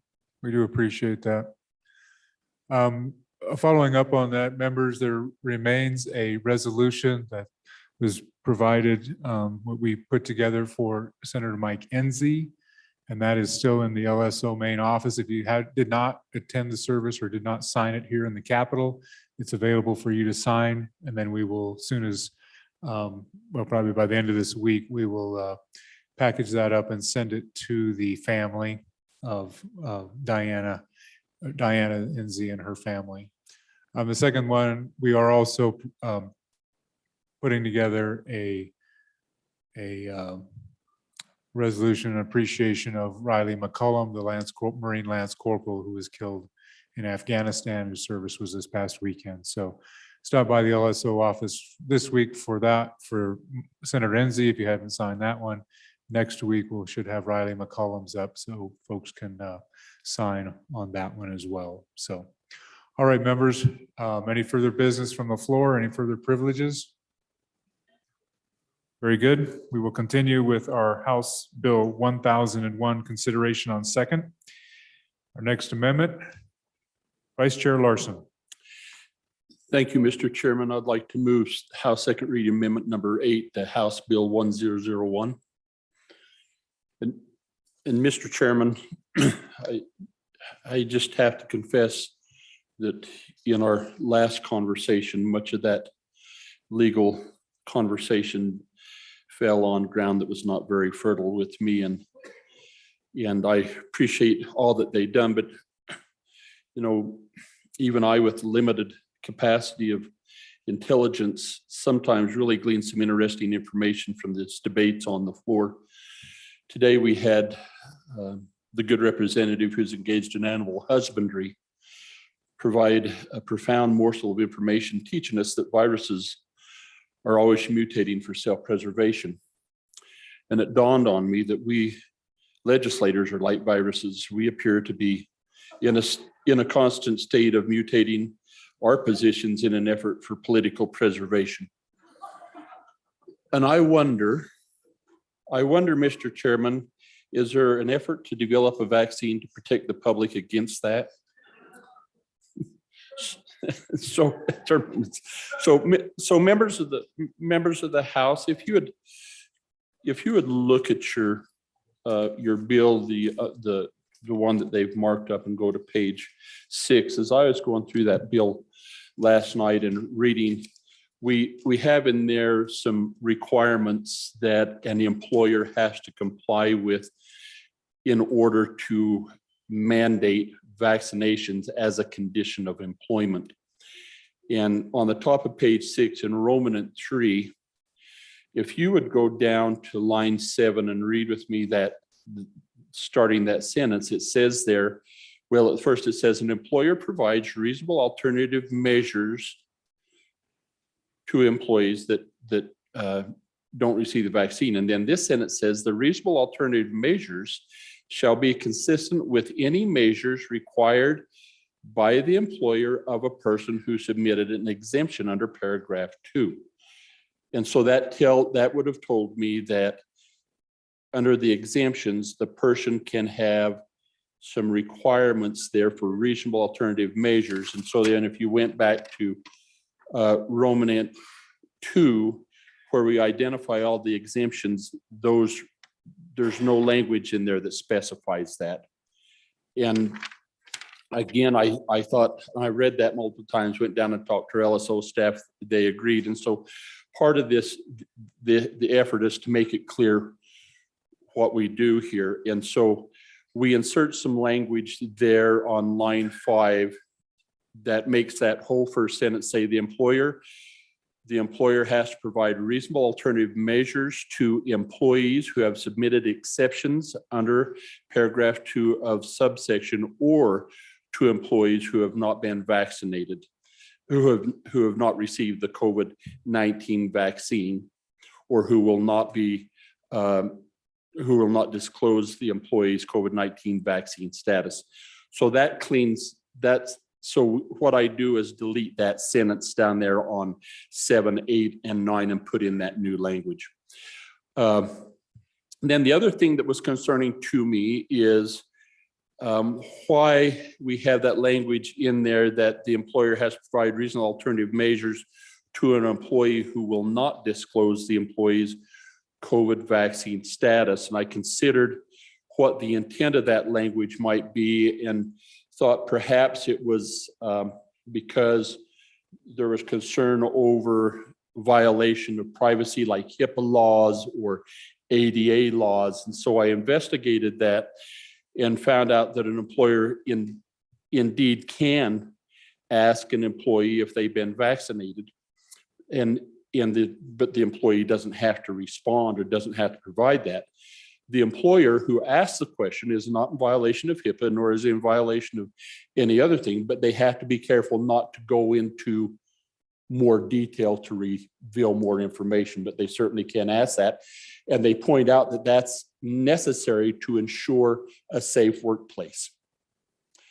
And so we're saying here that in this paragraph, we're requiring the employer to provide a benefit to an employee that has not been vaccinated because he's volunteered that, or who has an exemption. And I don't know, I just don't think that we should require the employer to accommodate or provide that benefit to someone that's not willing to disclose the employee's vaccine status. They certainly have that right. But if they don't disclose that, then this should be the employer's right to determine whether they want to provide reasonable measures, alternative measures or not. And so I delete that on line 6, where that who will not disclose the employer's COVID vaccine status for the reasons that I've identified. And with that, that's the amendment, Mr. Chairman, and would be happy to try to address any questions. Representative Larson, well, in your opening, you did suggest that we may need an additional, there may be additional things, measures that legislators maybe need. What we did not maybe do is move the amendment. So let's just make sure we did that just for the record and move the amendment, please. I will do that again, Mr. Chairman. I thought I'd done that before I bloviated. So, but Mr. Chairman, I'd like to move House Second Reading Amendment number 8 to House Bill 1001.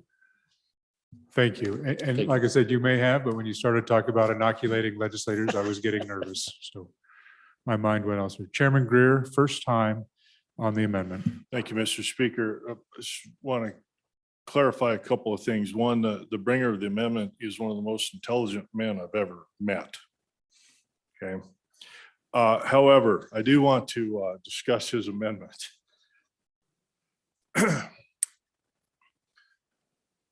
So this was always a concern for me, and questions we asked in committee when we went through this is what personal protection or safety measures are you taking with those employees that have already received an exemption? So are they wearing a mask, a shield, spacing, only a few people in a workspace? What are those measures? And then to me, that question is if we only have a few employees left who don't have an exemption, why can't you use the same measures with them? Never got an answer to it. So what this is one of these exemptions that we are looking at is an exemption of reasonable accommodation. Same people in my community that cared for my neighbors and their families back in July of 2020 didn't have a vaccine available. They took measures to protect themselves. Okay, so we're saying what reasonable accommodations can work. And that's what this is saying, is reasonable accommodations is another alternative. And oh, by the way, those reasonable accommodations ought to be the same as what you're giving for somebody who's asked for an exemption. Because if, depending upon how you feel about this whole thing, if you feel that that safety is absolutely necessary and you feel an obligation to your patients or to your customers or to your employees, and you have procedures in place, I have procedures in place for my employees.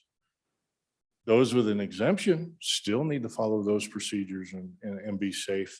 Therefore, that's what we're saying. That is the measure of a reasonable accommodation to try to bring clarity to what that is to avoid litigation. So thank you. I'm against it. Thank you. Any other member for their first time? Representative Jennings. Thank you, Mr. Speaker, and really kind of a question for the bringer of this. So because I don't totally always know my history as good as I should, when we mentioned HIPAA laws, those came about in response to a virus that was at that time 100% fatal. And we put that in place to protect people's medical information or their history. And if I'm hearing your amendment correctly, if I'm seeing that correctly, here we're going to say HIPAA laws apply except for this virus and this particular vaccine. And so I would just like a little more clarity in that, because it looks to me like that we're almost setting a double standard, or we're putting something in place that makes this particular piece of legislation that's invasive into our medical history. And I don't really want to go down that road. If you could just give a little more clarity.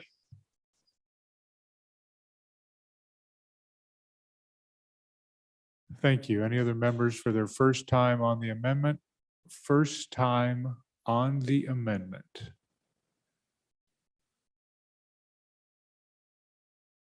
And from the southeast corner of the room, of the chamber, Representative Roscoe. Thank you, Mr. Speaker. Just want to thank the bringer of the amendment, because this seems to be one of the biggest concerns of my constituents and employers. It seems like we're being forced to hire people that seems to me like it should be the choice of the employer on who they're going to hire. And I think this clarifies it. Thank you very much, Mr. Speaker. Thank you.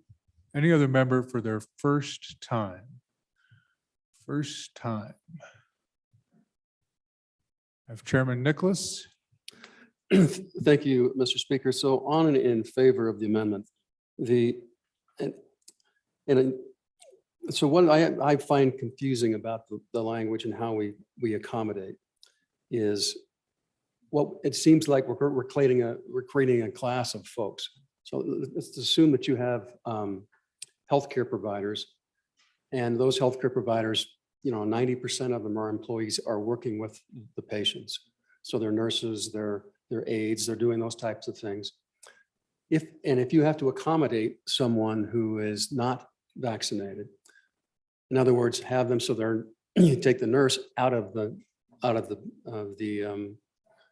bedroom or out of the area where they're working with staff or working with the clients, seniors or nursing home candidates, where are you going to put them? And so all of a sudden you're creating a class of individuals who are not vaccinated, who don't have to work with people on it directly face to face because of the risk of exposure.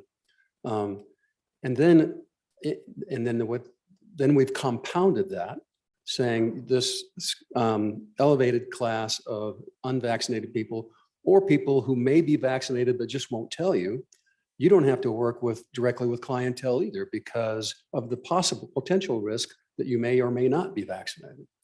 And so this whole concept of how you accommodate folks when really all they do is help other people and their very job is labor intensive where you have to be face to face. To me, it's really unenforceable in the healthcare industry concept of this language. And so, and the good chairman from Minerals had an eloquent speech, which I agree with, but I don't think it really addresses the issue that this particular amendment is addressing. Thank you. Any other member for their first time? Representative Sherwood. Thank you, Mr. Speaker. This is just a question for the bringer of the amendment for clarification. If this amendment moves forward, am I correct in assuming, you shouldn't assume. So if I want an exemption, I go through the process of providing a written exception, my supervisor accepts that, and then I get an exemption, and then I request reasonable accommodation. If I don't write down or write out my exemption, can I expect reasonable accommodation by not just, so I'm saying I don't want to say whether I've got it or not, or I don't want to talk about it. Do I get the same reasonable accommodation as the person who filled out an exemption? Thank you. Any other member for their first time? First time. First time on the amendment.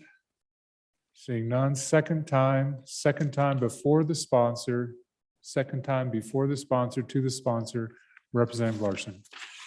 Thank you, Mr. Chairman. So, and there's kind of two different things going on here. One is deleting the language saying that accommodations have to be provided for somebody who won't respond or won't identify whether they've been vaccinated or not, which again is their right. They don't have to answer.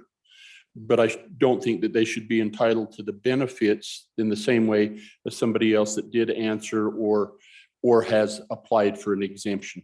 Okay, and so that's that point. And the question was regarding HIPAA. And what I did is went to the HIPAA website and looked under those regulations. And it's not exclusive to this vaccine. It talks about what employers can ask employees. And the good representative that talked about that is when we go into health insurance or to medical history, he's absolutely right. And so when an employer starts inquiring, have you been vaccinated for COVID? That's about as far as it can go. He can't can't start asking where or what vaccine or anything of that nature, but they can ask. And so that was kind of the guidance they were given. HIPAA was giving employers as well as the section, the EEO on the ADA requirements. So the other portion of the amendment, I just would say to the good chairman of Minerals, I completely agree with everything he said in what they're trying to do there, which is to say that people who have an exemption can expect reasonable accommodation. And for somebody who identified that they haven't been vaccinated can expect reasonable accommodation. But the language in this bill as written is very doesn't provide very clear guidance on how that happens. So again, if I may, if you go to line 7, Mr. Chairman, and you well, at the beginning, line 4, we say the employer provides reasonable alternative measures to employees who have not received the COVID vaccine. Next sentence is, the reasonable alternative measures shall be consistent, meaning that there's some other reference here, must be consistent with any measures required by the employer of the person who submitted an exemption. So someplace we should be able to identify what those expectations are from somebody who submitted an expectation under paragraph 2. But if you flip back and where we list all the exemptions, it's silent. There's nothing there to help us understand what we expect, how we expect those two to conform. So I try to correct that by adding the language up there that will now say, the employer provides reasonable alternative measures to employees who have submitted exceptions under paragraph 2 of this subsection, or employees who have not received the COVID-19 vaccine.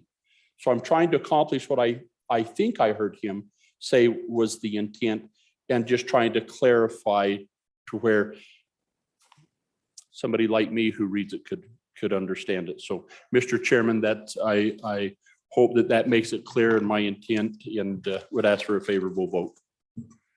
Thank you very much. Members, we are voting on second reading, amendment number 8 to House Bill 1001. All those in favor, please say aye. All those opposed, no. So we're gonna do a standing division. Just because you yell doesn't mean you have more voice or more votes. All those in favor, please rise.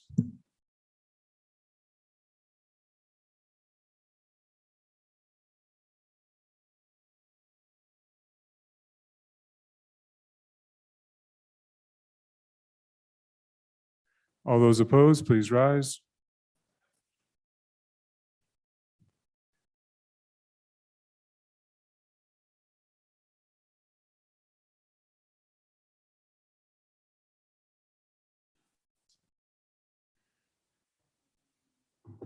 Okay, please stay standing.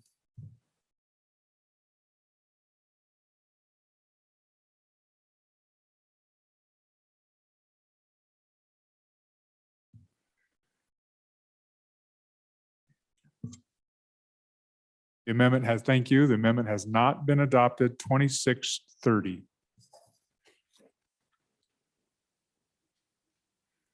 Just a reminder on these standing division votes, moving around, changing your mind, we recognize that, but moving around and turning around and things throws off the counters from up here. So please keep that in mind. So amendment number 8 has not been adopted.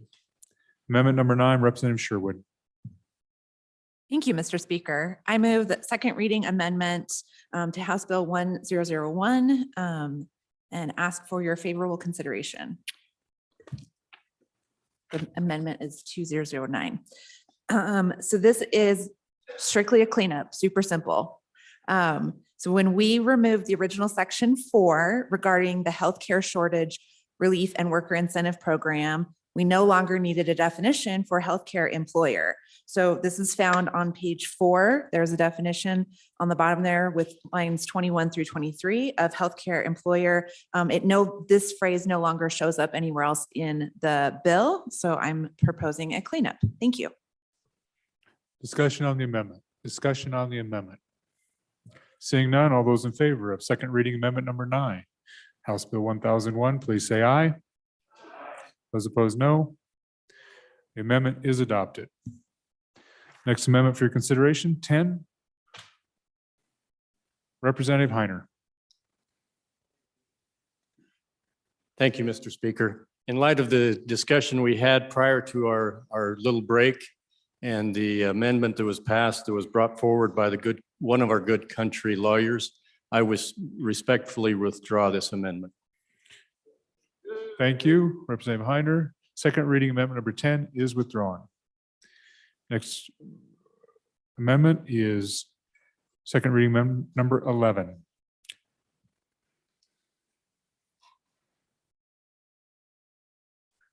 Representative Haroldson. Thank you, Mr. Speaker. I move Second Amendment reading number 2011 to House Bill 1001 and ask for your favorable consideration. So this would remove the yin amendment that we adopted just a while back and reinsert on page 7, line 11, the idea of a actual fine for individuals businesses that step across the line in regards to these mandates outside of what we're working with. Now, the reason I'm doing this, and I'll be honest with you, is I think if we eliminate there being any consequence, then what are we doing? How are we actually putting together a cognitive movement forward? So I'll just say, as a parent, I've got an 11 and a 13-year-old, and if my 13-year-old takes and does something to the 11-year-old, and I'm like, well, you just give it back. Just give it back. That's it. You just have to give it back. Are we actually bringing something forward that's going to change anything? And I think that if a business just has to kind of get a slap on the wrist and, well, you got to give them their job back, are we actually standing up as the state and giving any consequence to action if they do step out of line in regards to the statutes that we're putting forward? So I would ask that as we have that, and I'll be honest with you, yes, I believe they should get their job back, but I believe there has to be a consequence to actions if they breach or if they step across the line in regards to the statutes that we're putting forward. Thank you. Thank you. And I'm just gonna, just as a general reminder, even though I know you were reading the good representative was reading directly off the amendment, we're still not using each other's names, or names on the letters. You just referred to the representative who brought the amendment. It's not a problem, but I just want to remind us that we would refer to it as a second reading amendment there's no reason to apologize. There's no reason to apologize. I just want to remind each other that we're not using each other's names or any other formal names on the floor. There is, I'll just say it a step further on this, and we have someone up that will also speak to this matter. I just want to also say, we try not to use, it's difficult in these discussions, but I'm reminded by the majority floor leader, we also try not to use the formal names or acronyms or abbreviations for agencies. I know it's very difficult, but I've maybe let that go too far for too long. And so let's try to start reeling that back about agency names, whether they be state of Wyoming or a federal. So with that, Madam Chairman Wilson. Thank you, Mr. Speaker. I just have a question, and really it goes back to something I didn't ask in the very original text. This civil penalty, is that one of those, who receives that? Is that one of those categories of fines and penalties that goes into the school fund, or where does the money go? Thank you. Any other member on this first reading? Representative Bear. Thank you, Mr. Speaker. I just want to remind the body of some testimony I gave yesterday that this certainly would apply to. We had discussed that there was a chief executive officer of the employer of the hospital in the middle of the state, in the large city in the middle of the state. And that person, during testimony in front of the committee, said that the rules and the particular mandate that they've put in place is based on the fact that this body had not created any kind of guidance for them. So we're in the midst of working on just such a body of work to give that guidance. And here we have an opportunity to make it real clear. If you're going to break that guidance, there will be a penalty. There will be a cost to that.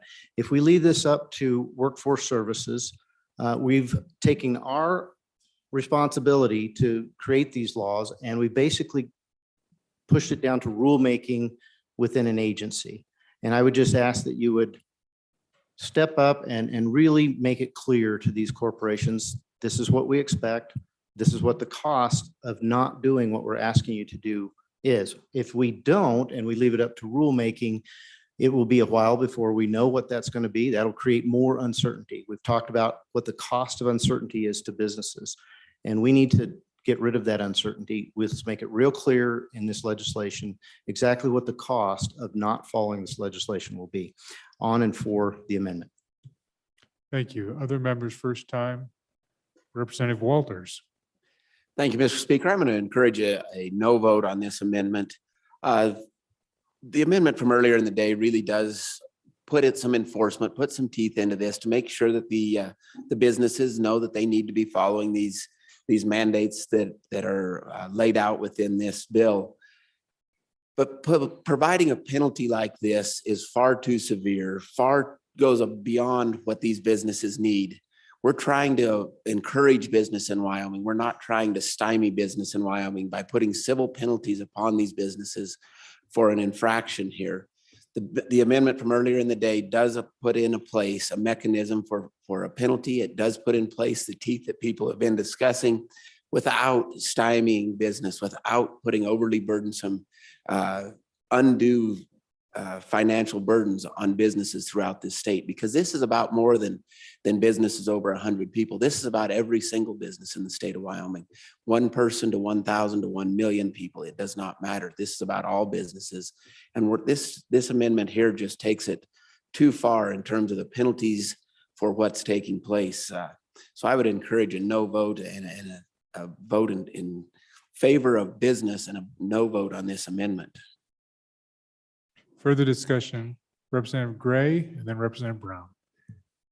Thank you, Mr. Speaker. Urge an aye vote here. And again, I think we need to have perspective on these discussions. Violating the statute is a very serious offense. And the thing about the statute is it only needs to be violated for one moment for someone to feel the coercion to take the vaccine, and you can't undo that.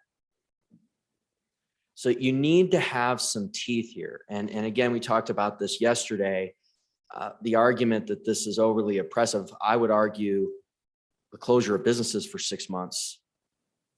Where was this body on that? And that is very, very oppressive. We're talking about foregoing revenue for 6 months. And so when we make these arguments, let's scale them. I mean, the reality is that that closure on business is multiples more damages than these fines ever would be. So we need to bring scale to these arguments on the floor, and this proposed fine is very reasonable. So I urge an aye vote on this. Thank you. Thank you very much, Representative Brown. First time, Amendment 11. Thank you, Mr. Speaker. I'm just curious on the adoption of the amendment that we had prior to this, and then now bringing it back and saying, we don't even like the $100, we want to go up to $500.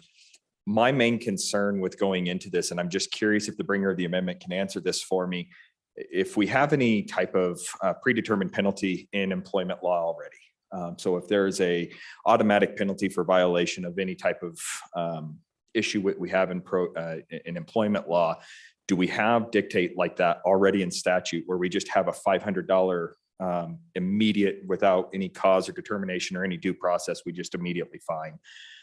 If we do, I understand where he's coming from, but then I look back at the amendment that we have adopted, and 279106 literally lays it out, ladies and gentlemen. I mean, it's pretty clear. If you're aggrieved, if you have something going on wrong with an employment practice, you take it to the department that oversees this.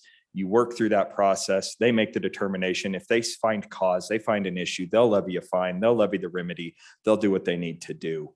I think it was pretty clear, and I appreciate that prior amendment because it really brought strength to the bill and maybe strengthened it up a little bit to the point that I'd even consider it. But I know we're in a shortage of revenue, maybe not as much as we were, 7-8 months ago, but I certainly don't want to be making that on the backs of small businesses. Thanks. Thank you. Further members, Representative Larson Lloyd, first time.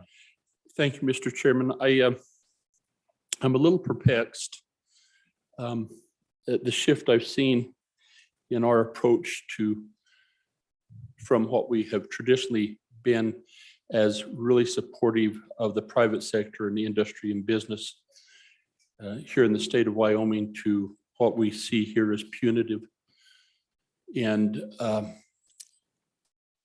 so now I thought we come to a great resolution earlier today where, as has been mentioned before, that if an employee is aggrieved by a labor issue that he and is required to do something that he thinks is wrong, that he could go back and get that resolved. And that took away this $100 fine. Now we're coming back, not just to put the $100 fine in, but make it $500 and to be more punitive to businesses and I just look across this body and see what businesses, whether it be livestock, professional, whatever, I'm struggling to understand why we would want to have those kind of punitive damages to people as they try to make decisions that they feel are in the best interest for their business. And I hope that you defeat this amendment. Thank you. Any other members for their first time? First time on the amendment. Representative Ottman for your first time. Thank you, Mr. Chairman. Just to comment on this, the way that I'm understanding is that this would be for employees that are already in employ. And after October 31st, their employer said, okay, guess what? Today you have to do this. Number one, that would be a surprise. But number two, by putting this money in there, I don't see it as an punitive as a court case would be, and the time there for a small business or the employee. This would give them time and effort to hopefully work all these things out before this was set in motion. So I just see this as a encouragement to remedy a situation, or if employers are being pushed by another source to put a policy in place like this, they will have this remedy to say, no, I'm not going to do that. I'm just not going to do that. And this is why. So thank you. Thank you very much. Excuse me, I would vote no. My apologies. My apologies, Representative. Any other member for their first time? We're on first time. First time, seeing them, and member for their second time. Second time. Chairman Wilson, second time. Thank you, Mr. Speaker. Seeing as nobody answered my question, I looked it up myself. Wyoming Statute 81109, unless otherwise specified, all civil penalties will be paid to the state treasurer to be credited to the public school fund of the county in which the violation occurred. Whether you think that that's a good idea or not, I'm going to vote no. Any other member for their second time? Second time. Seeing none, we're on, or second time to the sponsor, excuse me, Representative Haroldson. Thank you, Mr. Speaker. So to answer one of the questions that was brought on 27-6-113 under children penalty for violations, anyone who would employ a child under the age of 14 is subject to a $750 fine. So I guess there is one in that situation. And then I think what it comes down to is we want this to be something where people see that we are serious, that this is a serious thing. People's rights are being violated. And this is not in a place where you can't, as a business, walk through the proper lines. We've given that opportunity in this bill, but they can't just on a knee jerk or on a whim be able to turn around and put in a mandate that would take and either put people in a position where they would have to terminate their employment because of their moral code or moral rights. So I think we need to be serious about this. And I think that if we're not careful, we've kind of eliminated the need for this to even be here if we take away what the consequences are. If there's not a consequence, then what's to keep people from doing it the next time? I mean, they have to give the job back. I understand that. But there's actually nothing that's going to, in the end, detain them from doing this. So I think it's something we definitely should consider putting back in, and I would ask for your aye vote. Thank you. Members, we are voting on second reading amendment number 11 to House Bill 1001. All those in favor, please say aye. All those opposed, no.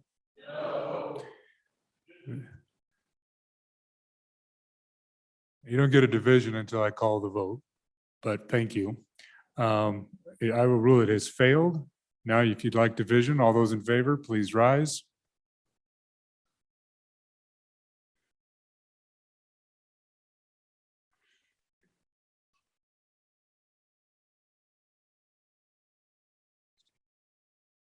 All those opposed?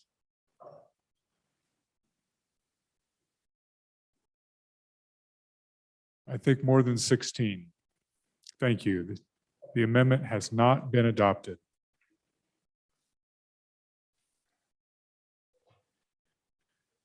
Next amendment, number 12, Representative Provenza. Thank you, Mr. Speaker. I move second reading amendment number 12 for your favorable consideration. Folks, I think today's testimony and yesterday's testimony clearly demonstrates that there are a lot of moving parts, that there are a lot of confusing elements to this bill and what we're doing. We heard yesterday as well that not all of our constituents are aware we're holding a special session. They may not understand this bill and how this goes along with federal mandates. They also might not know that we make this effective, I believe, immediately if this passes. So just given all of that confusion and expectation that we're putting on businesses, I think it's fair to insert knowingly on page 7, line 7. So what this does is it's real simple. Who knowingly imposes a COVID-19 requirement or mandate that does not conform to the requirements of subsection A. Essentially, if we're going to place such a high burden on our businesses, I think that it's imperative that we also not overly that we're not overly punitive if they aren't able to keep up with maybe the litigation that's going on or stays or anything else. So we have this in Title VI. That might be where you're most familiar with it, is the word knowingly. And we also have it, I believe, in Title 35 as well. So I ask for your favorable consideration, and I'll take any questions. Any other member for their first time, Representative Stiver. Thank you, Mr. Chairman. Could one of the good lawyers in here stand up and explain what knowingly actually means?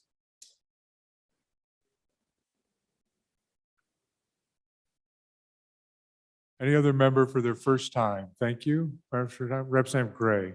Thank you, Mr. Speaker. I would really urge a no vote. I think, you know, the bringer said we need a clear bill. I think this makes it way less clear. How can an employer impose a mandate without knowing about it? I mean, they know what they're doing. So, I mean, knowingly is in mens rea and statutes, criminal code, where you have somebody making a mistake, maybe going out of the store with something in their pocket, you know, something they didn't know they had stolen. But if you're imposing a mandate, you know you're imposing a mandate. So, I mean, I think the mens rea here, I don't think we need this, and I think it's pretty unclear what this is doing. So I'd urge a no vote. Thank you. Thank you. Chairman Olson, first time. Thank you, Mr. Speaker. You know, actually, I think this is a really good amendment. And to clarify the last speaker's interpretation, there's two parts to the amendment. It's not just the mens rea addition, it's the addition of the word that. That's really key, because if you look at line 8, what it's saying is not that an employer knowingly imposes a mandate. That's obvious. Yes, that's not what the amendment says. The amendment says who knowingly imposes a mandate that does not conform to the requirements of subsection A of this section. That's what's important. It's not that you know that you imposed a mandate as an employer, it's that you know that you imposed a mandate that doesn't conform with this statute. The preceding section. So I think that's the key to the why I think it's a good amendment, because what the presenter is trying to drive home to us is that if we're going to impose liability on our employer and this burden of knowing what this law says, then yeah, they need to know what the law says if they're going to violate it. And that's all this amendment is really doing. So I think this whole bill from the very beginning, the bringer of this bill said it best on day one, that this bill is about balancing interests. It's about balancing the interests and rights and responsibilities and duties of our employers in the great state of Wyoming with the rights and interests of the people of Wyoming. And I think this amendment is just one more step in that direction, where we're trying to say, okay, if we're going to impose liability, let's make sure that we have a clear standard for our employers. And that's all it really does.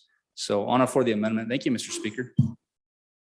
Thank you. Vice Chair Duncan, first time on the amendment. Thank you, Mr. Speaker. So let me see if I understand this. Put it in terms that I would understand. So I'm going to the airport and there's 50 black bags there. And a rule has been passed that if I take a black bag or my luggage and I have to go through this gate to make sure it's inspected and it's x-rayed and all this before I can leave. So I am going to be in trouble. Otherwise, there's going to be fines, troubles, and things like that. So what I'm understanding is this amendment, correct me if I'm wrong, is that the knowingly part of the amendment is if I willingly go and knowingly grab a bag and I skip that procedure, then I am in violation. If I don't know and I just go because I'm from out of state or out of the country and I don't know the rules, I'm not going to be subject to that fine or those violations and have my luggage taken away from me. I'm going to be able to go back and go, oh, I'm sorry, I didn't know. Thanks for letting me know. So now I can go back through the line that I'm supposed to. Yes or no? Thank you very much. Any other member for their first time? First time on the amendment, Amendment 12. First time. Chairman Nicholas. I left my black bag at home, but I'm not quite clear. I would say maybe. Now, ladies and gentlemen, I think this is a good amendment. It clarifies, but it also protects employers. Let's say you've got, in a small town, small employer, 2 employees, 3 employees. He wants to do some type of a mandate, but he hasn't tackled this 14-page bill and knows what the exact contents are of it. He does his best to comply with it, but he doesn't do it knowingly, or he got bad advice from one of those country lawyers. Who knows? But it just protects them to protect employers, and that's really all it does. Thank you. Any other member for their first time? We are on first time. First time, seeing none. Second time, first time, Chairman Wilson, you were moving. Chairman Wilson, first time. Thank you, Mr. Speaker. Does that mean I should just sit in my seat and kind of jiggle all the time to so I do have a question there then, as far as the remedy. If an employer, because I think I'm in favor of the amendment, but if the employer fails to comply with this because he or she doesn't know, does the employee still have the same remedy and they get their job back anyway? How does that work? Thank you. Any other members for their first time? First time. Representative Romero Martinez.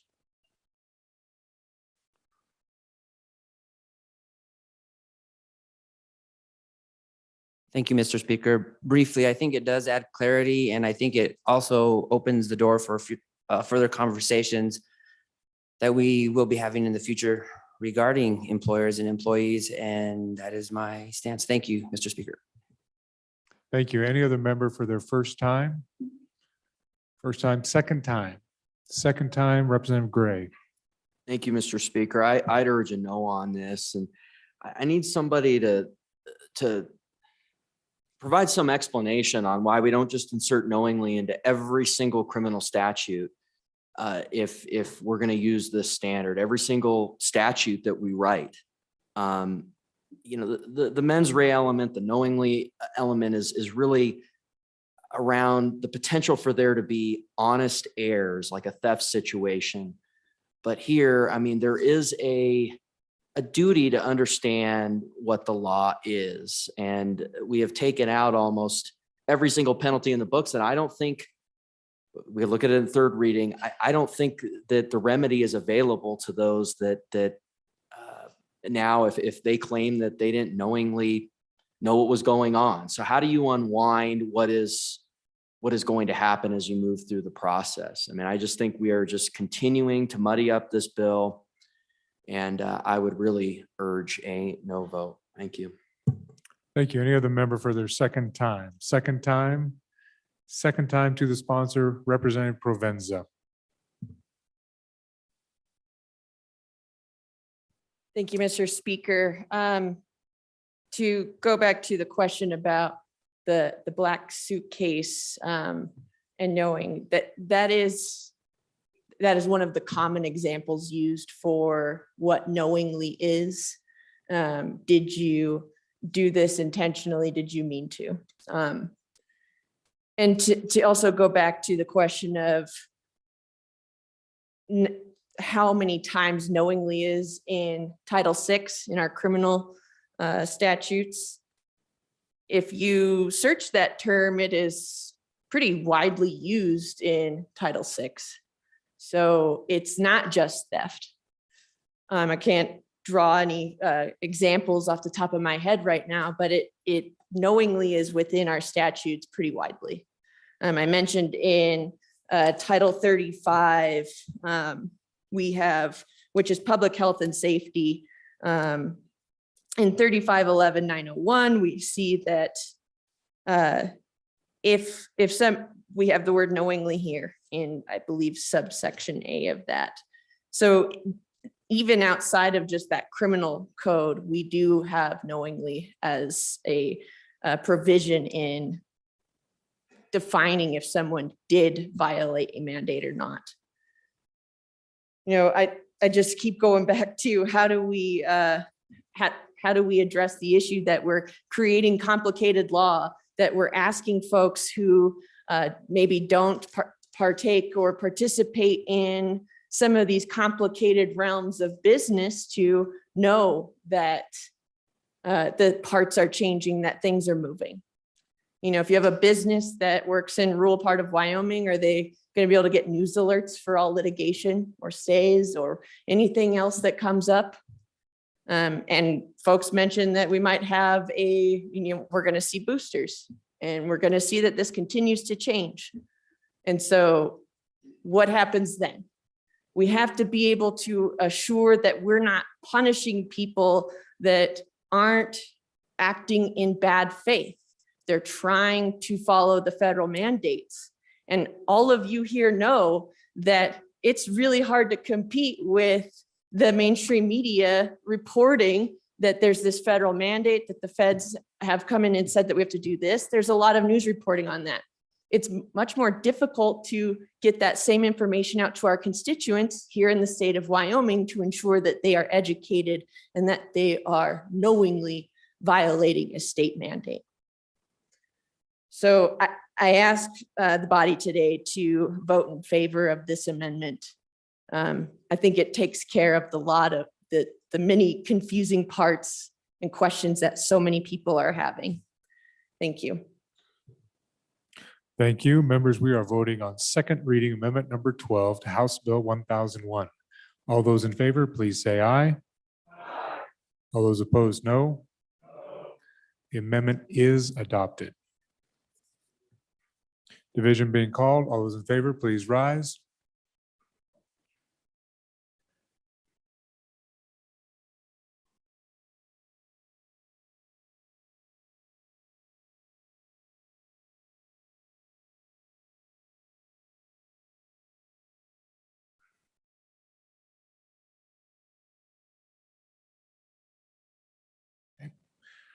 All those opposed? Less than 32. The division, or excuse me, the second reading of number 12 is adopted. Next amendment. 13, Representative Haroldson. Thank you, Mr. Speaker. I move Second Amendment number 2013 to House Bill 1001 and ask for your favorable consideration.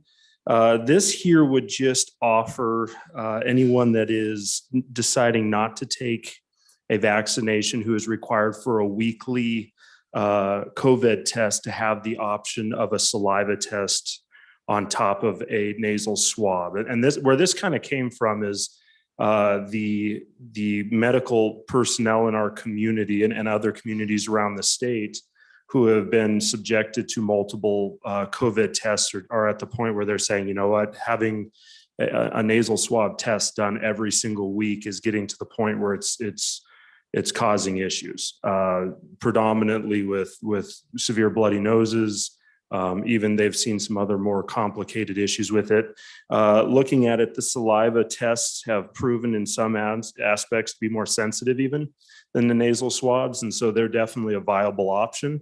And I think this is just giving people an opportunity who have chosen not to get the vaccine and who are going to be subject to a weekly test to have a non-invasive test that's an option. So I would ask for your favorable consideration that we put this in as an option, that employers would have to offer both a saliva test as well as a nasal swab for the employees. Thank you. The members first time. Representative Sweeney, first time. Thank you, Mr. Speaker. I urge a no vote on this. I think we're going way overboard on some of this. I believe in this legislation, they already have the option. Why the nasal swab is if it comes back, there's a lot more error, my understanding. I'm not a scientist. I'm not a country lawyer. But my understanding from the medical community is the PCR test is the gold standard. And so for the protection of the workers, I think it should be left in there because there are more false positives with the saliva. So that's the gold standard. It should remain. I believe this takes it out. Thank you. First time, Representative Banks. Thank you, Mr. Speaker. On and against the amendment, as the bill reads, it says, you know, that you'll do it with current public health guidelines, which seems like as prescriptive as we should be and allow those. In just doing a quick research, I think we've done about 650,000 tests in Wyoming, 228,000 people, give or take, have been tested.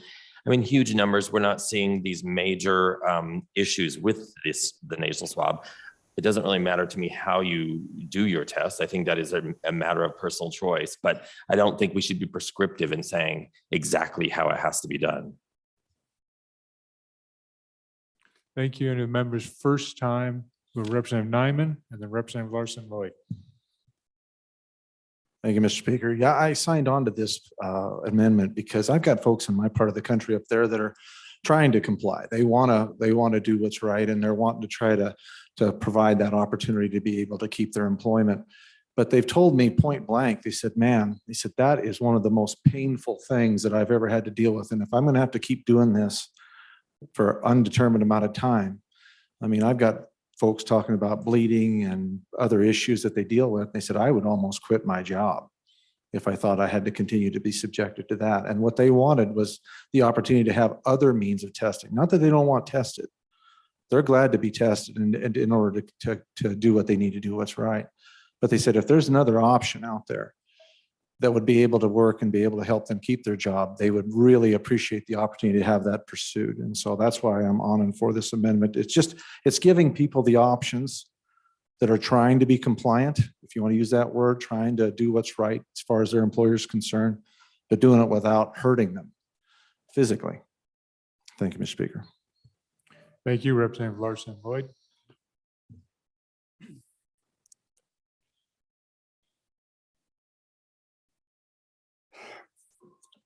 I guess my first question, Mr. Chairman, is that, so if there isn't an alternative, just there's an inventory problem and an alternative to the PCR is not available, then can the employee say, oh, I don't have to take the test? Even though, you know, I've agreed to, but now I don't take the test because there's not an alternative there. And I can't think of the word I can use with really without swearing. So what do we do? I mean, we take shots. Do they hurt? I mean, so oh my, so they shove the Q-tip up to the front of your brain and it's not comfortable. I get that. But holy smokes, folks. Does everything have to feel like it's be without any discomfort whatsoever? I just think we got to somehow get back to some reality here a little bit. And I know that there's some things that hurt and some things that we can get by without, but I would encourage a no vote. Because if the company wants to provide alternatives, they want to do the spit test and the PCR, great. But what if there's not? I don't think that you have to mandate that they provide an option, because sometimes there may not be an option. So please vote no. Representative Sherwood for your first time. Thank you, Mr. Speaker. Just to reiterate, we are dealing with supply chain issues right now. So an employer may want to have a variety of options available for testing and in good faith offer those, but beyond their control may not be able to get those alternative tests in. And so if this amendment moves forward, we're saying that now they're in violation by not offering an alternative because they can't get their hands on it. So please vote no. Representative Stivar for your first time, Amendment 13. Thank you, Mr. Speaker. On and for the amendment. My daughter works at one of the buildings down the road here, and she's required to have that test every week. All right. They put her in the emergency room at that building she works at because of a nosebleed. Over 4 hours, they tried to get it stopped. So on and for the amendment. Thank you. Representative Nicholas, first time.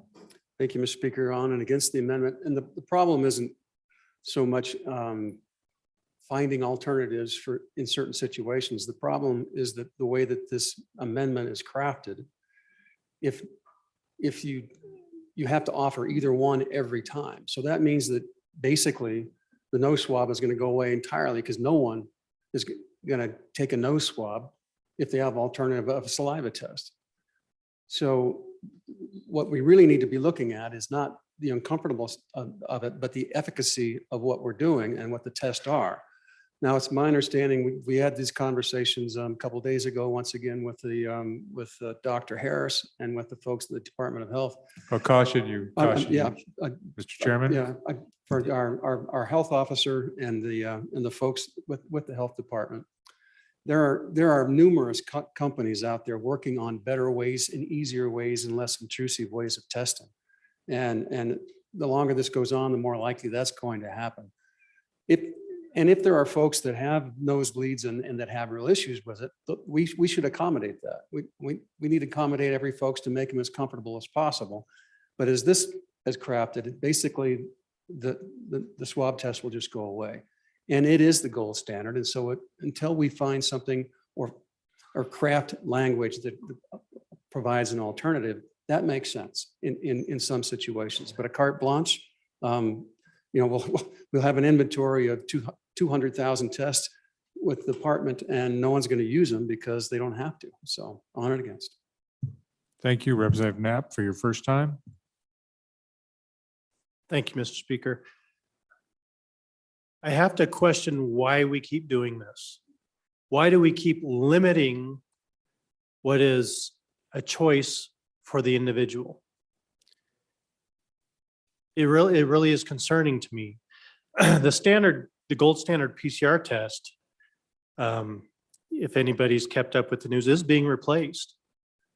Why is it being replaced? Too many false positives. It couldn't delineate between flu and COVID. So I think we keep our minds open to people's choices of what they want to do, especially if it's detrimental to their health. Thank you. Thank you. Further discussion? Further discussion? Representative Romero Martinez. Thank you, Mr. Speaker. It's not that I don't trust a good representative from House District 58, but upon my research, it appears to me that the PRC is the gold standard. And I know just from my personal experience after taking a test, when I went up to take a test, they said you don't need, originally they were pretty much shoving it up your nose and pretty much all the way to your brain. I never had that experience when I took my test to the location that's supported by our local funds. They said you don't need to do that. And maybe this is kind of a term that we all learned in elementary school, but as long as you get a little bit of a booger on there, they put it in the deal and they test it. And I just don't think if we're talking about science here, we should be watering down that science. And again, it's not, I don't think it's bad intention. I just think we should maybe recraft the wording on it. Thank you, Mr. Speaker. Thank you. Representative Gray, first time, Amendment 13 on the amendment. Thank you, Mr. Speaker. This is a great amendment, really urge an aye vote. I have constituents who have really talked about this testing and the invasiveness of it, and it's just as effective to use a swab test. I think too, the contradictions here just continue. I mean, brain leakage matters too. It's not just COVID-19. Someone has brain leakage, that's something we should take seriously. And brain leakage is possible. It damages the mucous membranes in our noses that are the first lines of defense against infection. So it actually increases the chances of being infected with COVID-19. So, you know, brain leakage matters too. And we need to think about that as well in this. And I almost feel like that could be a slogan. I mean, let's pass this amendment and clarify this section of the statute. Thank you. Thank you. Any other member first time? First time. Representative Zwanner, this is the first time on the amendment. Thank you. Thank you, Mr. Speaker. And I just wanted to convey the way the amendment's worded, it says shall be offered. And I think it is important anytime that we are saying what businesses, when we mandate businesses and what they shall do, we take that very seriously. There's nothing wrong with the current language. It says the current public health guidelines. Business is free to choose what works best for them based on their business model, based on their level and comfort of the risk to their business with how they want to test. And some will use what they believe is a gold standard, whatever the gold standard may be to them. But I do think it makes a difference if it's a public hospital versus, you know, a work site in a rural area. The way we have the wording currently, it's pretty flexible, right? Employers get a choice. If the amendment said may be offered to employees, I think I'd be a lot more agreeable to it. But when you're saying shall be offered to employees, and that doesn't fit someone's business model, I mean, that's just one more impediment we're putting on business. And I subscribe to the political party I do because I try not to put too many mandates on business, having been a former small business owner. And we just keep putting more mandates on business, and I'm not sure what we're doing here, but I think this is one step too far. Thank you. Any other member? This is first time, Amendment 13. Amendment 13, House Bill 1001, second reading. Any other member? First time, second time. Second time, seeing none. To the sponsor, Representative Haroldson. Thank you very much, Mr. Speaker. So moving into this, I do believe that at the end of the day, we're trying to protect people. We are protecting business too. I understand that, but people make up businesses and we're protecting people. And And I've had one of these nasal swabs. They're not exactly enjoyable and they have had issues coming off of them. So there are other options out there. And if we're going to make it a situation where